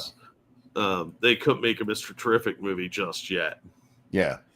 He said he's the main character of the side characters, I think is how he said it. Pumpkin Trucker, thank you. Hugh, goodbye horses. Would you moo me? I'd moo me. I'd moo me so hard. I'd milk my udders. All right, now let me get on. Thank you so much for the donation. Let me get into my problem here. Starts out Superman taking a nap. It's not that. It's not that. Superman has landed here. That's what we missed in the few seconds that I skipped ahead. And you can see most of the super suit, Jack. Yeah. Yeah. And I don't understand why his red skivvies have been turned into red hot pants. Because they could. He also has the like Gen Z mop hairdo for some reason, which is usually seen on people of the more homosexual variety. And I hear you, but you're getting away from him wearing hot pants. No, I mean he's wearing shorts.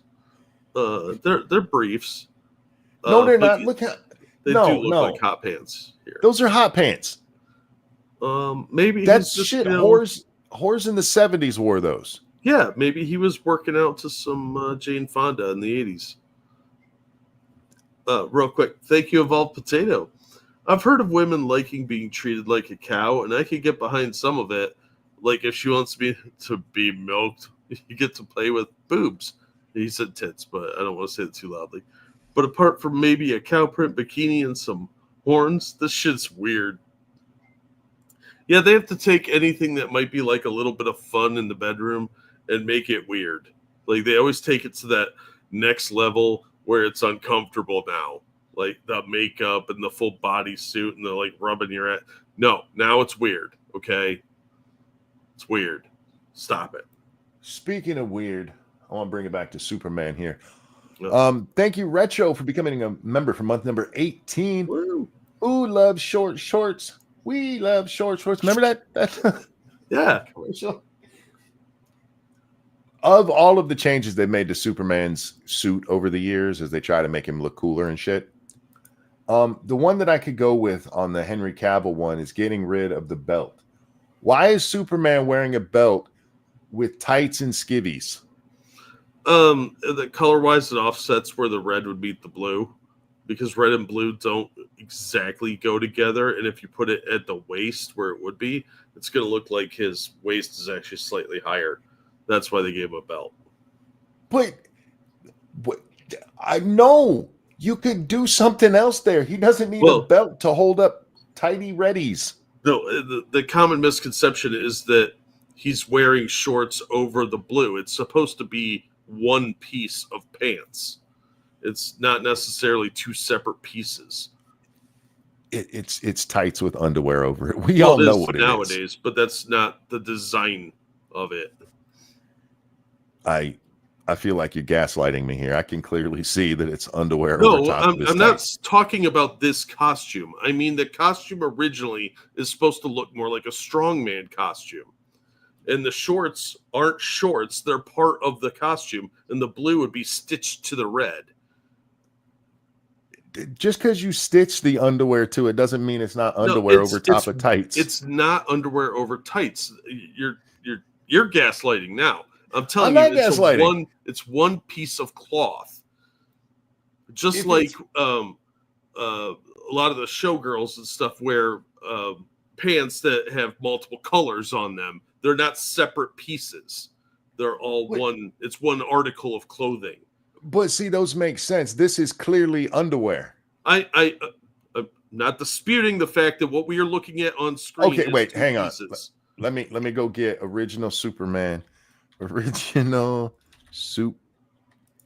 Man, I can't see my keyboard. Original Superman. Oh man, they gave me Christopher Reeve. He's not even the original on film. Type in 1938 Superman. Okay, let me do that. They got it right in Adventures of Superman, the TV show with George Reeves, and in the old serials. All right. Whoops. I need a good picture of it, and they're just taking me to tiny little pictures. Hang on a second. Have you guys watched the new Sonic movie yet? Keanu Reeves and Jim Carrey starring. Gonna see it in the theater tomorrow.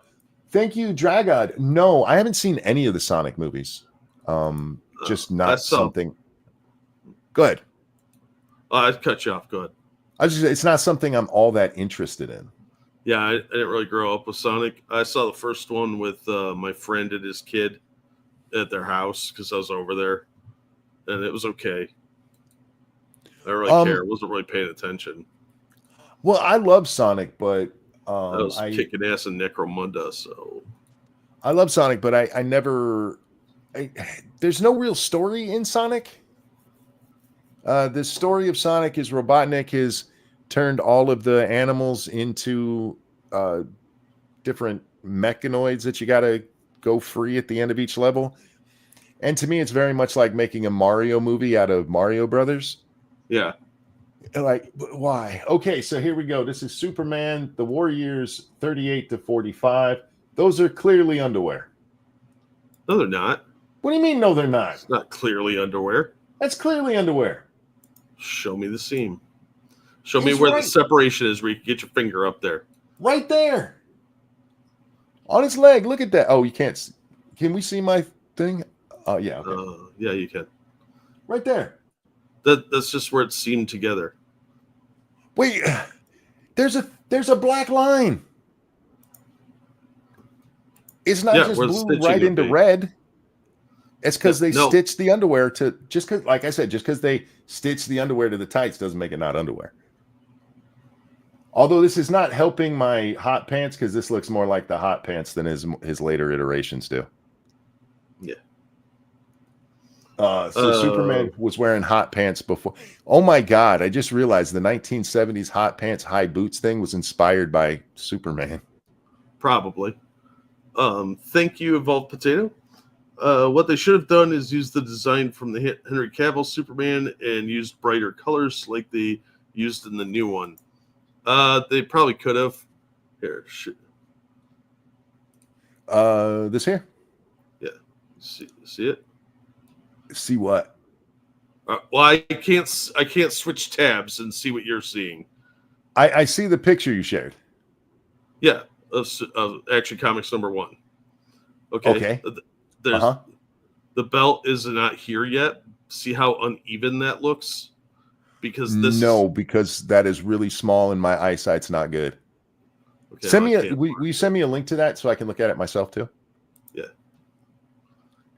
Sorry, this one really is just my eyesight. I can see that it's darker at his waist and stuff there where his underwear are. But that's as much as I can make out. See, it looks more like a a union suit, like more like underwear, like long johns, but he's not wearing shorts over them. It's part of the costume. Oh no, I'm already gonna call you out on that. I'll show you Well, why I in a mean, you second. could disagree with me on it either way because you're not willing to concede that I might be right. Because you're not. You're not. He's You're wearing not. pants and a shirt. Hang on. Let me get this presented on the screen again. Do. Now we can see here that with the blue part of the suit, there's these lines going across, and they do it on both the chest and the legs. That is not on his underwear. No, it's not his underwear. You can see the belt loops on the top of the pants. Why would you have belt loops on shorts? He wears belt loops when it's clearly underwear too. That's not a good argument. It's not underwear. It's his pants. If it's part of the pants, why doesn't it have the? Are the rest of the pictures is cross stitching like that supposed to be part of the blue part? That's shading. That's crosshatch. It's a artist technique. It's not part of the costume. But there's none of it on his underwear that's part of his suit there. The cross-hatching is because he's got a car over his head, and it's to represent darkness. That's an artistic choice that artists do. But again, not on his underwear. I'm not the artist. I don't know why Siegel and Schuster decided to do that. They probably wanted the red to pop. You do see it on his cape. You see at the bottom. Yeah. Dark Resurrect, thanks so much for that. Feminist, $12. Well, the mainstream media and leftists have finally gotten around to Trump planning to make the U.S. policy that there's only two genders. The salt flows. In reality, he's getting transgenderism out of school and the military and ending child mutilation and sterilization. Did he come out with some kind of announcement that I missed? I wasn't watching a lot of the news today, so. Yeah, he did say he wants to end all that nonsense. There's nothing wrong with him wanting to end all that nonsense. Speaking of nonsense, y'all can make up your own mind about the underwear debate. Me and Jack just disagree on that one. That's clearly underwear. I don't like his boots in this original drawing. They look more like booties. Everything. No, I like when they're the superhero outfits like him or Batman or anyone that's wearing the tight with boots. I think they should be the longer boots. I think it looks better with the flow of the costume. Where this looks more like socks. Yeah, it was supposed to. They're supposed to be more like footies. Gotcha. Like what Robin Hood would wear, like almost like slippers.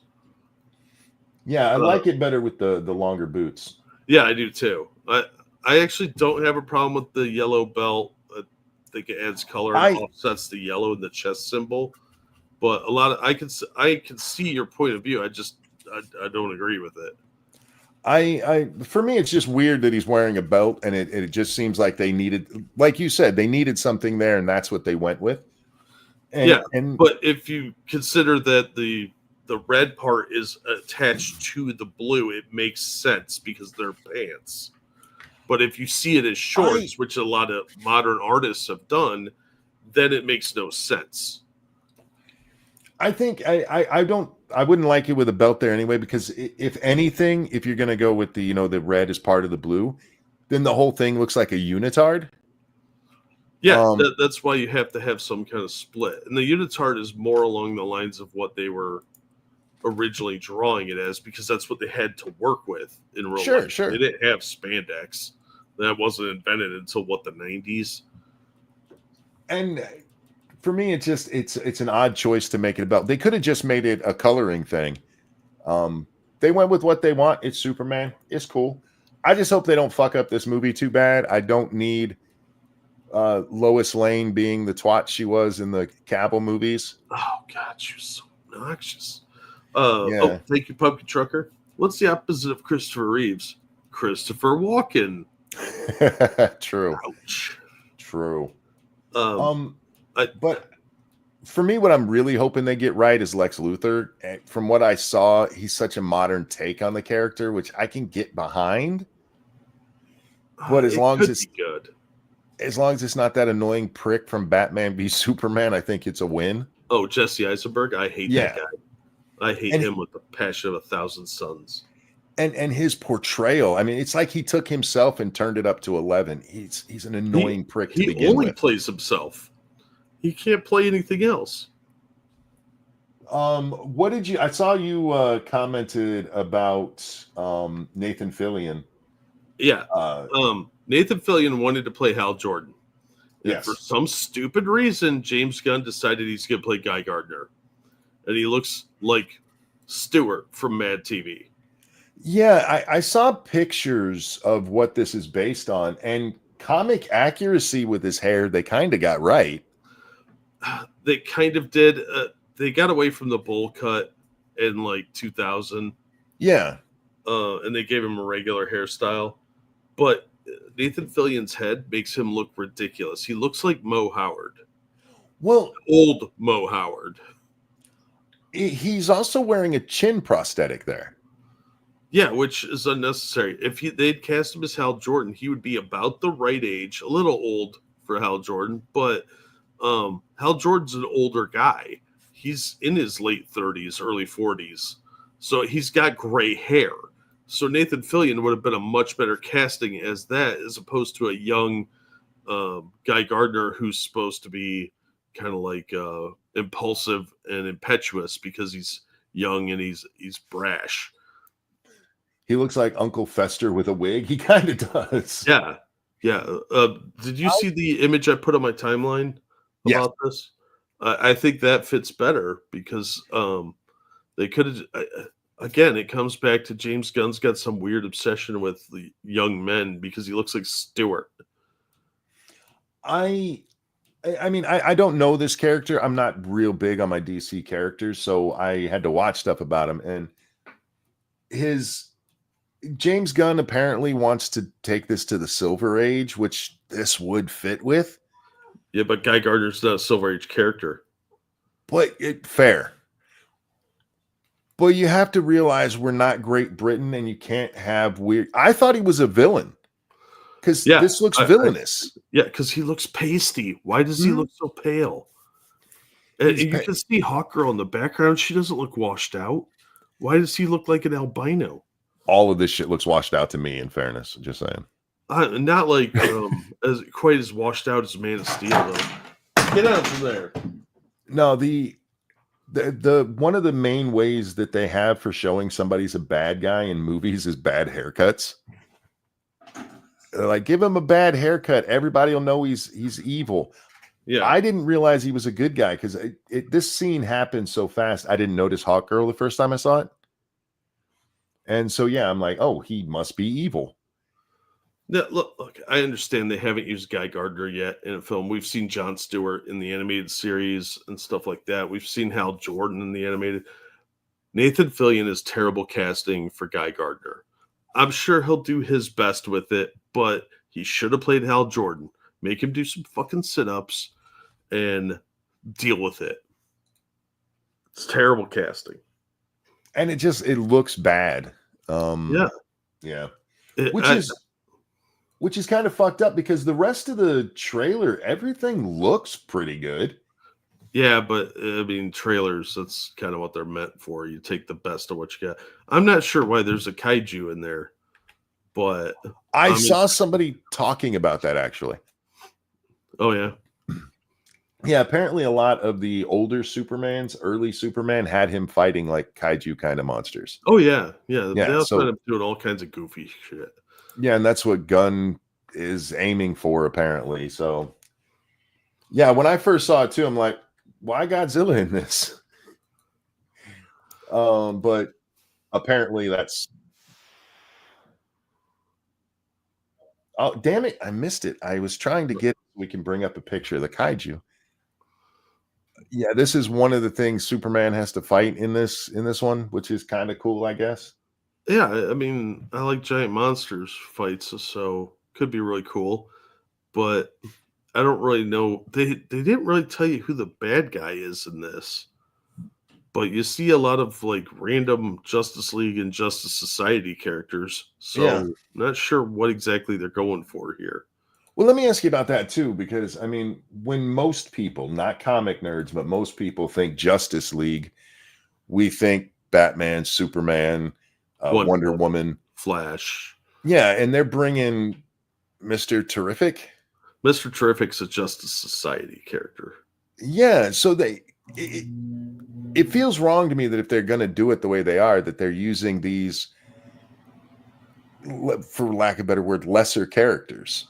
Oh, James Gunn loves third stringers. Look at the Suicide True. Squad characters and Guardians of the Galaxy. They're all third stringers at best. I mean, Joker was in Suicide Squad, the first Suicide Squad, for a couple of minutes, but Yeah. Deadshot, third stringer. Cool character, but they didn't even treat him right because Will Smith ruins everything he touches.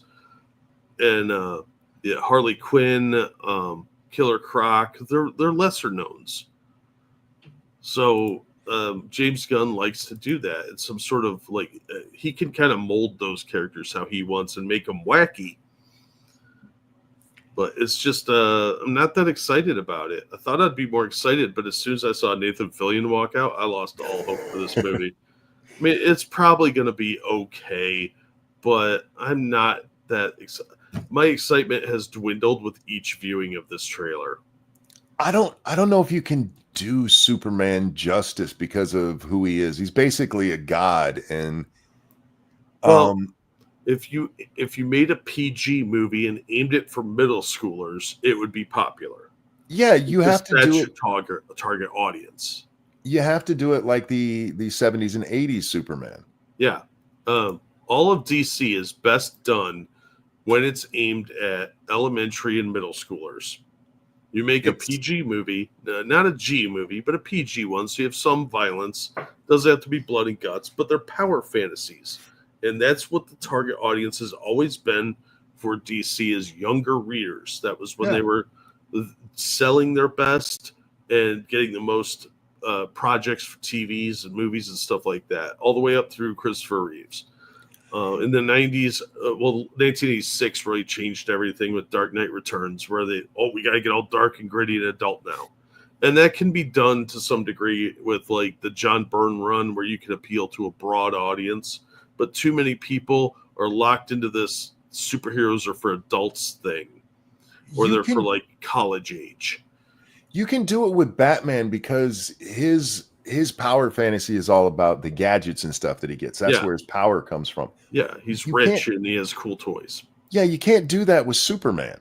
No, and you really can't do it with Wonder Woman either. You can't make them dark and gritty because it doesn't work.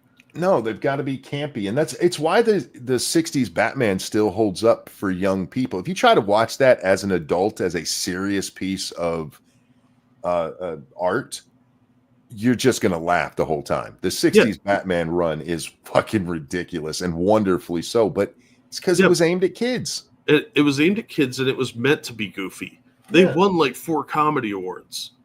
And if you don't look at it through the perspective of they're making this weird pop art thing, and it's the celebrity guest appearances were for the adults, but the stories were all goofy kid stories, just like the Batman comics of the time were. They were silly. And that's when they were popular. In the 69 Batman movie, they literally turn all of the UN, which is 12 people sitting around a table, into little piles of dust that they just have to rehydrate.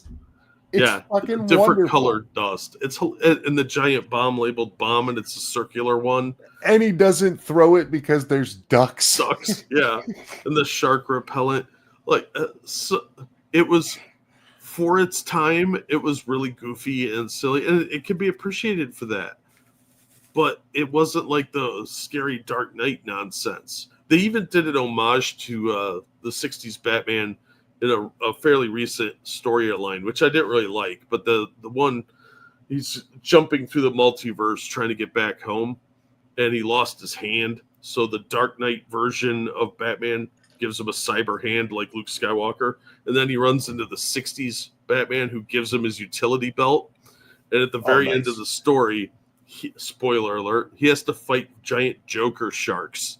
And he says, "Finally, a Batman more prepared than I am." And he pulls up the shark repellent. Nice. And I laughed my ass off because that's funny. 'Cause, you can still poke fun at yourselves, but you can't make DC like this really a super adult thing and not lose something of it. It's another thing about that. That is one of those things people remember wrong about the Batman movie. He did not have shark repellent on his belt. No, it was in the helicopter. Yeah, it's even more ridiculous because Robin comes out of the helicopter to hang upside down to hand it to Batman. Well, he was an acrobat, to be fair. Yes, but now nobody's flying the helicopter. It's on autopilot. Seriously, it was on autopilot. It is one of the goofiest fucking, and I still love that movie. I really do. I love this series. I grew up with it, and as a kid, and I would even argue that Batman was, because you said like middle school. It's even younger than that. It's elementary school. Yeah, that was aimed at elementary school kids. Yeah, and it was put in primetime slot. Mm-hmm.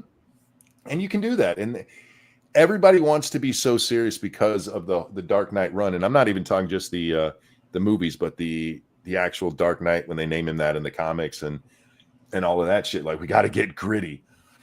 And you can, sure, but then they tried applying it to things like Superman, and it doesn't work with him. Everybody's mad at Superman. Well, Superman can just fuck off. Yeah, I don't need you people. Real quick, thank you, Evolved Potato. Being a bigger DC than Marvel fan guy just looks wrong. Yeah, he kind of has a bowl cut, but it's very short, like ending like an inch or two above the ear. More like the tuft of hair on top of the rest shaved. Yeah, but it's just bad prosthetics. That's all. They made him wear a shitty wig, and for some reason it looks really stupid. Now, if they were smart, that was actually just an illusion, and it's really Hal Jordan, but they didn't want to ruin the surprise. But we know they're not smart, and they're going to fuck this up. But yeah, anybody that says you can't make a PG Batman movie and still make him kind of dark never saw the animated series. Oh yeah, Batman the animated series nailed Batman 100%. That was probably the best interpretation so far of what they were going for with Batman. Because a lot of the early stories, he killed some people. He carried a gun. Yeah, he's basically a theft of the shadow. If you watch Razor Fist, he's talked about it many, many times. Oh yeah. And Bill Finger decided to make improvements in different areas. Yeah, because Bob Kane gets all the credit. He's just pitching a knockoff of the Shadow, because the Shadow was super popular at the time. And Bill Finger added the Batmobile and the Batplane and all the Bat gadgets, the Batarangs, and a lot of the bad guys, quite honestly. But if you look at some of the old episodes, there's some really adult shit in there, but it's aimed at elementary kids.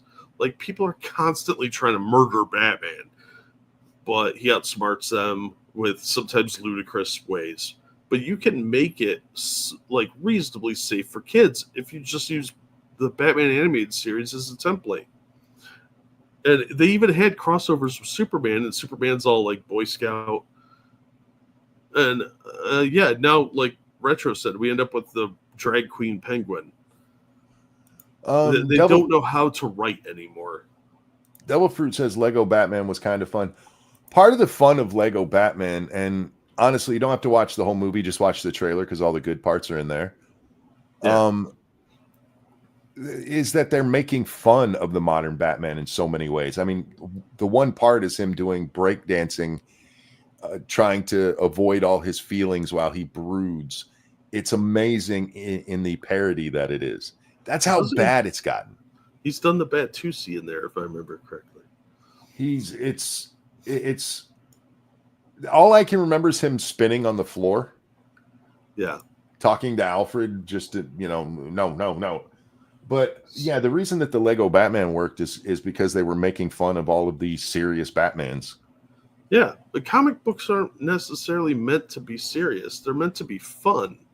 The superhero genre, if you go back, they're completely ludicrous storylines. But when you're a kid, you don't know any better and you don't care. You just want to read some fantastical adventure and go on your day. And you'd sit around with your friends, if you had any, and talk to them about it and how crazy that was. That there's this bottle city with little Kryptonians in it. And in real life, that makes no damn sense at all. How are they surviving in a bottle? But in a comic book context, it doesn't matter. It was soap operas for kids. Yeah, absolutely. Yeah. And, usually you had a complete story in one issue, maybe two. Mm-hmm. And then they went up to like 3 or 4 issue story arcs. And that was pretty much the limit of it until they started getting real greedy in the last 20 years or so. I blame Marvel for a lot of what happened to DC, because Marvel comes along and their characters are a lot more grounded than the DC characters are. Yeah, they're more. They actually did more of the soap opera type stuff. Yes. Than DC did. DC was more of a one-shot story. They had like romancy stuff too, but it wasn't quite like what Chris Claremont was doing with the X-Men type of thing. But Marvel, they absolutely had more low-powered characters. It's more like Saved by the Bell versus like Beverly Hills 90210. Yeah. It's DC was for the younger crowd, and then you graduate to Marvel in your later teens, because especially early on, a lot of the characters were younger. Even with the Fantastic Four, Johnny Storm's still a teenager. Yeah, and the dialogue reflects that. It really does. It's really dated. Oh my God, you try and read some stuff from the 70s, you're like, groovy. What is this? Yeah. I was reading a Batman issue, and I had to look up some of the slang terms from like the 70s. I'm like, nice. What is this word? Yeah, I have a hardbound collection of the first 30 Spider-Man comics. And it's amazing how many times the word groovy pops up in there. Oh, yeah. Yeah, because he was in high school. Yeah. He was hip with the kids. They were going to sock hops and shit. Because that's never going to go away. That's never going to age out. That is actually one of my biggest pet peeves is when they put in modern slang. Because it's going to be outdated in 6 months. And in a couple years, no one will know what the hell that means. The other thing about the Superman trailer that really annoyed me is that they used the modern I saw somebody talking about it and used the modern Superman logo. Truth, justice, and I forget, what is it? Truth, justice. It's not the American way anymore. Truth, justice, and social nonsense. Truth, social justice.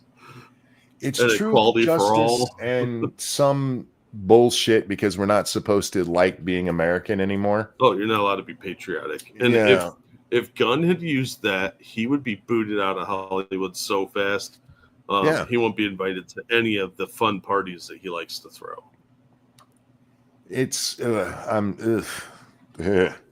please just make a fun movie.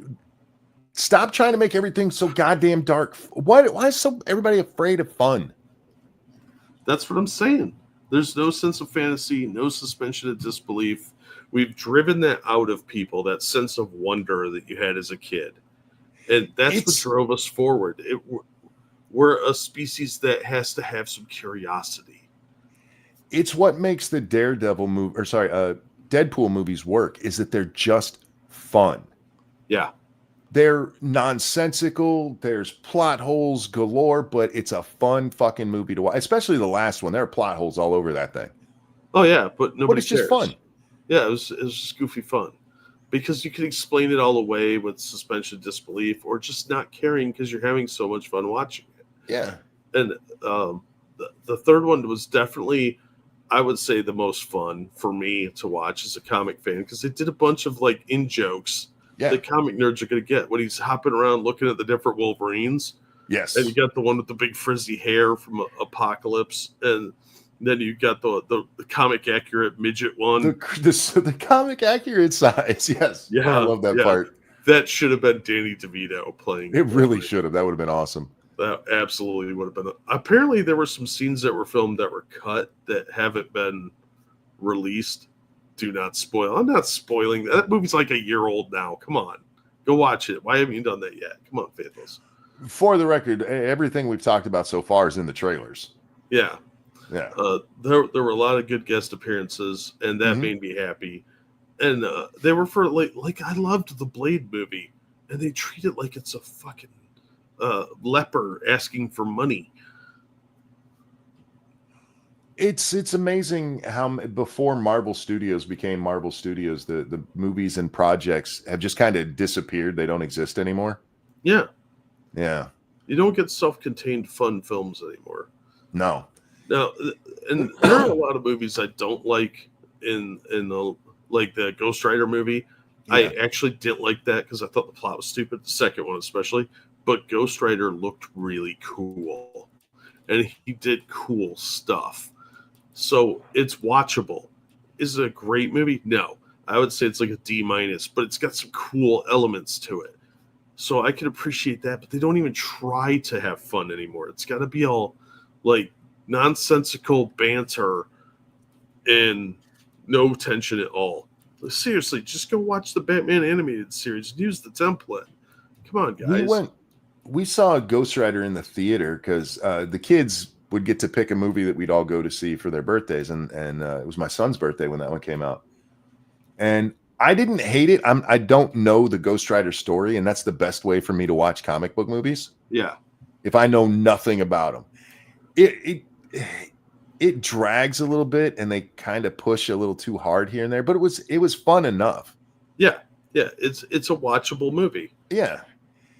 Nicolas Cage I thought was too old, but it's a watchable film. And I did like they updated it from being a circus performer to a stunt performer at like monster truck rallies. Yeah. That's a fitting one because there aren't really circuses anymore. Not in the US. He's more of an Evel Knievel kind of guy. Yeah. The Daredevil movie, on the other hand, my problem with that one was how just dark they made it and how rushed everything is. And then Kingpin gets it in the end. And I'm like, I know too much about this character to enjoy this movie. They tried to do way too much with it. Yeah. They were condensing 20 years of story into one movie. And they cut out the courtroom scenes, which were actually pretty good. That movie's just a mess. And don't even get me started on Elektra, because what a wasted opportunity. You could have a really fun movie. Instead, you've got the chosen one who's like this hideous troll. I've still never subjected myself to that or Catwoman. Oh, yeah, probably better that way. Catwoman's actually probably a better movie. Halle Berry in her prime in leather, that should be like one of the best box office things ever. God, that movie was so bad. Yeah, I've never seen it. I like Jeremy Brett. I think he's a good actor, but that movie killed his career. Yeah. I'm very curious to see how this Superman is received, though. I just, as soon as I saw Stuart Larkin in cosplaying as Green Lantern, oh gee, watch this, Mom. Yeah, no. It's cross between Stuart and Simple Jack. Like, he went full retard. I don't know what they're doing, man. I really don't. And Guy Gardner's also a redhead, not a blonde. But you can't do redhead, so he'd have to be a black actor. The other movie that's coming out that, you know, we've touched on a little bit, Snow White, Jack. With her magical creatures that now look like nightmare-fueled dwarves. Yeah, I'm really not sure what they're doing with this thing. If I'm Disney, I take the loss on it. I Batwoman that shit. Oh, I was saying that months ago before that last trailer came out. They should just write this one off. They've already dropped like $200 million in filming, probably more than that because they've done so many reshoots and CGI. They should just tank it and let it go. Snow White-ish, nice. My problem that I'm seeing lately is a whole bunch of people talking about what a good actress Rachel Ziegler is. She's really not. She's an okay actress, but she's a good singer. She has some pipes on her. But everything I've seen of her acting, it's nothing to write home about.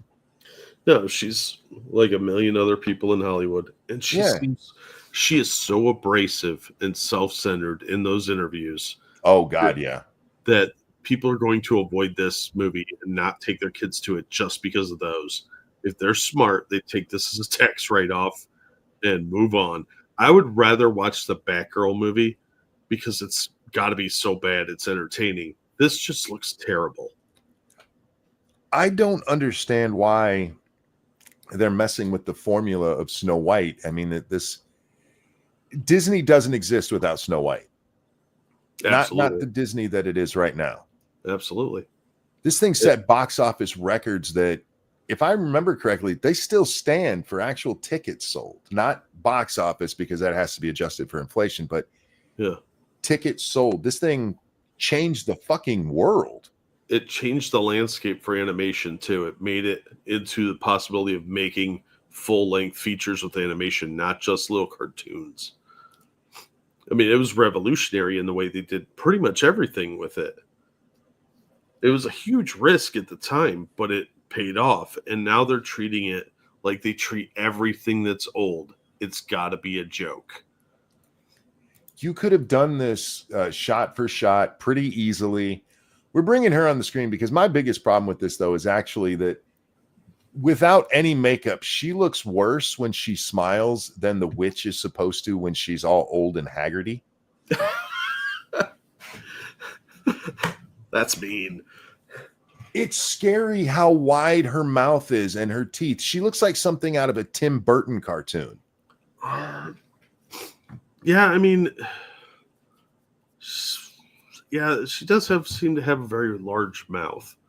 I don't find her hideous until she talks.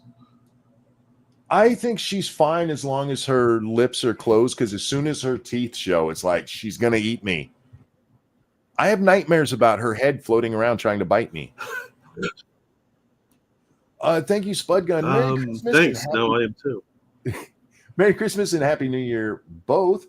Half to Jack. Monkey can use this half to buy the Grand Monkey some sweets, and Jack can buy some mink oil to keep the leather in the dungeon shiny. Is that what you're supposed to use on leather? It does help. Thank you, Spud Gun. Never use alcohol-based products on your leather. I worked in a leather store for a little while. How do you get oil from a mink? You squeeze them real hard? No, they excrete oil. Oh, okay. I mean, what we all that's do. That's a real thing. Yeah. No, it makes them slippery when predators try and grab them. Oh, so a lot of oil. Gotcha. So you just got to scare them a whole bunch so they put out oil? Yeah. Remember during COVID, that mink farm, they had to kill all the minks and they buried them, and then they didn't bury them deep enough, so they all came back up to the top. Yes. That's horrifying. Like 5-day-old mink just plops up to the surface. But thank you, Spud Gun. Thank you, Spud, for the donation there. Yeah, I'm very interested to see how much this flops, because I mean, even The Little Mermaid wasn't a horrible box office. Yeah. And that movie, I mean, I haven't watched it. I've only seen, still pictures and short clips of it. It's terrifying. Yeah, I'm not even talking about the plot or anything. Just looking at it's fucking terrifying. Flounder is it looks like he's got ick.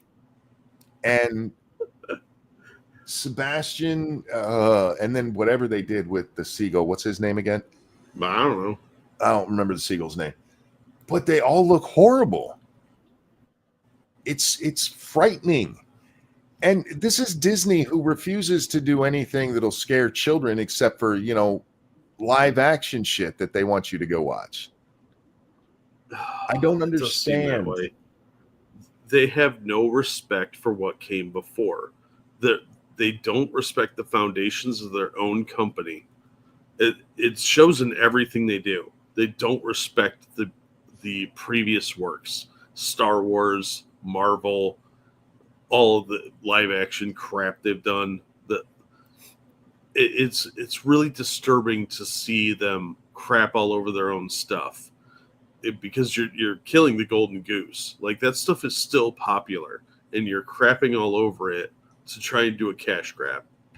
And it's really lazy and insulting. I figured out why the dwarves look so bad. It's so that this human Dia de los Muertos thing on my screen here doesn't fucking scare the kids too much. Nice reference, by the way. Thank you. Tell me she doesn't look like a Dia de los Muertos hallucination. I mean, yeah, she's got kind of a big forehead too. I'd probably have sex with her, or my name isn't Matthias Jarbroni. But Anyway, yeah, it's just she's so obnoxious. yeah. And every time she opens her mouth, something stupid comes out. She's tanked her own career. It's from what But- the talk on like TMZ is that nobody wants to work with her. But they keep putting her in shit. She just had a Netflix thing come out. Yeah, well, a lot of that stuff was already done. So I think that something with that big toothy mouth gives really good blowjobs, so she's going to keep getting roles. that's probably true. It's worked for a lot of people in Hollywood. Because she's not very talented as an actress. Again, from what I've seen of her, she can sing, but lots of girls can sing. Yeah, There's nothing special about her to where she should be pushed the way she's being pushed. well, she pushes girl power. She's a boss girl. She don't need no man. No, that's not it, because there's plenty of those out there too. That's most of Hollywood. Yeah. My guess is that to make her stop making that face, she lets you put it in her butt. I imagine there's probably some double ending spit roasting going on. But She does the dirty stuff to get the good roles. yeah, would How not you- surprise me.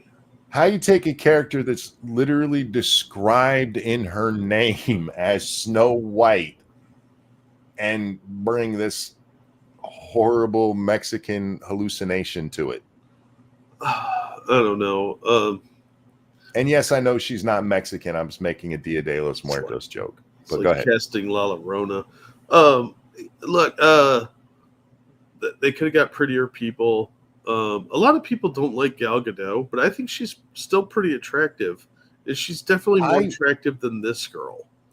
I would describe Gal as handsome. She's a handsome woman. She has very striking features, very sharp features. Yeah, but I feel like she could dress up in an army costume and we could have some fun. Yeah, I don't think she's ugly. I just don't think she's as pretty as so many people seem to think she is. But no, she's not supermodel hot or anything, even though she was No, a supermodel. I would disagree. I would say she's supermodel hot because I think most supermodels are ugly. They have very sharp features. That's from all the not eating they're doing. So they look pretty for their man. They're all skeletons and they look like it. Well, my problem with her is she's Middle Eastern, which means she's going to be super hairy. I don't know. I mean, I like Italian chicks, and they grow some serious sideburns, man, and their arms look like they're wearing gloves even when they're not. Yeah, and as they age, their mustaches get darker and darker. Yeah. Nothing is sadder than looking at like Madonna and seeing what happened to her. I really do like the Italian girl sideburn thing. I don't know why. It depends on the girl for me. Sure, of course. I mean, they can't look like me and have it, but yeah, it works. Now, if she got a hairy back, that's a whole nother story. Yeah, like that. But that Rachel Ziegler with the hairdo she's got in the Snow White movie, she does not look attractive. It highlights her forehead. She looks shiny because everything's overly bright. And so she just doesn't work for me. The movie's going to be god awful anyway. You know what I think is wonderful about the movie is that even the producers knew that Gal Gadot is objectively prettier than Rachel. Yeah, I died 12 years ago, Ziegler. and so they changed the meaning of the word fair in it. Yeah. Now it means fair and just. Yeah, in the original telling, fair means beautiful, and in this telling, it's just. And like, no, stupid. And she's gonna save the man. It's lazy. It's just lazy writing. You can't. They should have cast somebody that was older and a little rougher looking, like Glenn Close. Yeah, find somebody in their like 50s that's hit the wall really hard. maybe that Heigl chick that used to be really popular for a minute. Well, fuck, bring Rachel McAdams' forehead out of retirement. Yeah. And then they could have a headbutting contest at the end. Yeah. Mirror, mirror on the wall, whose forehead is the greatest of all? You know what would have been great is if they had cast Elliot Page. Yes. Speaking of which, did you see Brie Larson's haircut? No. That chick's gonna cut off her titties soon. Oh yeah. She got her hair cut like Elliot Page. Yeah. See, that's like the I want to talk to You your haven't seen manager type of cut. No, I haven't seen it. I don't really pay that much attention. Look, I think that Brie Larson's not hideous. Oh, you're gonna change your mind in a minute. Yeah, she's getting worse as she gets older, though. I thought she was attractive in Captain Marvel. She's just annoying. This is a double shot. It's her before she decided to look like Ellen Page, and her now. There you go, Jack. Yeah, that she looks like Elliot. Wow. My first thought, and I think I even put this on Twitter, she's going to cut off her titty soon. She's in her I'm actually a boy face. You know what this is? This is some kind of midlife Legend of Billie Jean crisis. Somebody ripped her off on her scooter and wanted to charge her $75, and she's like, "No, fair is fair." And that ugly girl that voices Lisa Simpson's hanging out with her now. It does prove something that I've thought about a lot of women over the years, that if you got rid of their hair, they wouldn't look nearly as attractive. Oh, that's very true. Men find longer hair to be a sign of fertility, and it's inherently something you look for, whether you want to admit it or not, guys. And some women could pull off short hair. Yeah, exactly. Cannot. It takes a very serious level of beauty to be able to pull off like bald. Very few women can do that. There are women who can. Oh yeah, absolutely. For the record, none of you are in Congress. Stop doing that shit. Put on a wig. Yeah, it's creepy. You all look like Egghead from the 60s Batman show. Yes. It's like the third Egghead reference I've made in 2 weeks, and probably the 10th Batman 66 one we've made in this stream.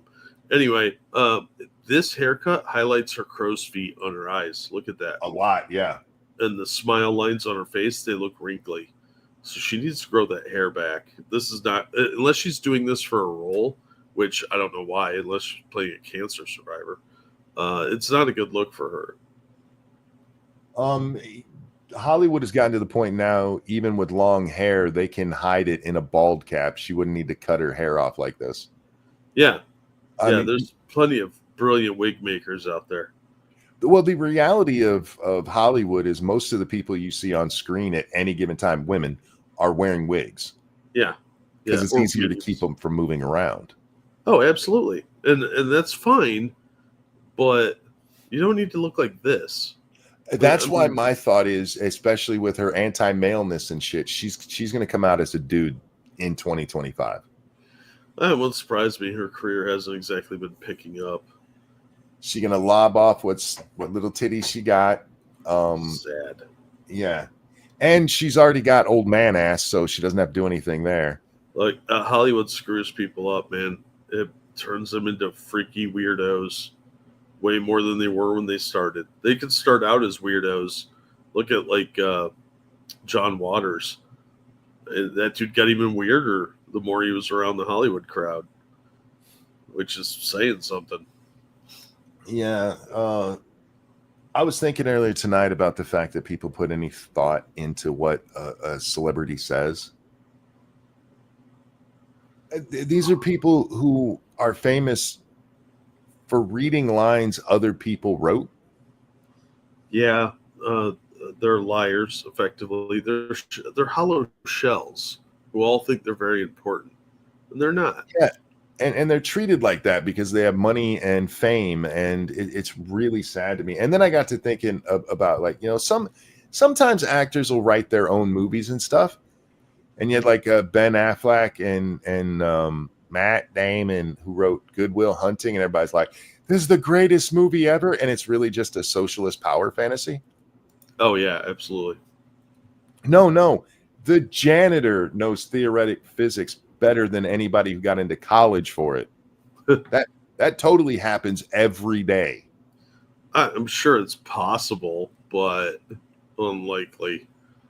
Just go ask any janitor how to figure out quantum mechanics, and they'll school you. Oh, they all know how to build Tesseract in their spare time. It's just what they do. It's where all that trash goes. Oh, They fuck. just dump it on some other planet. People treated that movie like it was the greatest thing ever. I hated that movie. It was dumb. It was boring. Much like Dead Poet Society. Great cast, stupid movie. Ranting Monkey Janitor. It's somebody in the audience can get mad because I mentioned Always Sunny in Philadelphia again, and somebody in our audience has a hair up their butt because I say it. But there's an episode of Always Sunny where they bring up Good Will Hunting, and Charlie thinks he's going to do a Matt Damon, and he's like, "But that guy was a genius, and you're a janitor at a bar." Great moment, but that's where that comes from. Anyway, I fucking love that show. That is a really great show. Have you that episode's the body painting one? Him and Charlie go to it's actually the Flip Cup tournament one, but him and Charlie go there and the women body paint them, and that is exactly the reaction you would have if hot college chicks just walked up to you and like, "You want to paint us?" Yes. Yeah. Yes, I do. Pretty much. My favorite part of that. And then what? And then we shower. Yeah, we do. It's just because of the implication. Guys, we're wrapping up here. We are 3 hours in, and I'm going to go rest.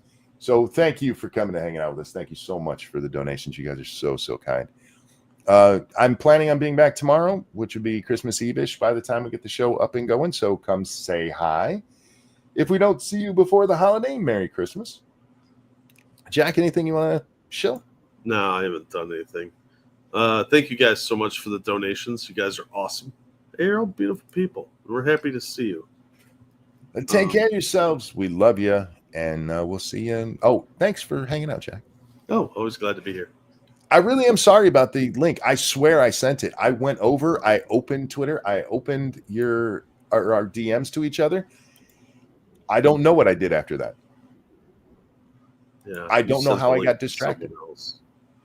Because I even looked at that because it shows you who you sent the last message to. Yeah. Twitter does that occasionally. So it's usually I don't get a notification, but sometimes you send something and it just vanishes into the ether. Yeah. Or as I like to say, it ends up on some NSA agent's timeline. Monk, would you and Jack sing the Nightman song? Dayman. Oh, I'd have to look up the lyrics. So would I, or at least watch the show again once. I haven't watched that one in quite a while. Fighter of the night, man. Champion of the sun. Was it Master of Karate? Master of Karate and friendship for everyone. Yeah, there you go. Yeah. They actually took that show on tour. Really? Yeah, that's awesome. They performed that shit. I would have gone to see that in a second. Me too. Anyway, guys, thanks for watching. Take care of yourselves. We love you. We'll see y'all next time. Bye, everybody. I just sang, so bye.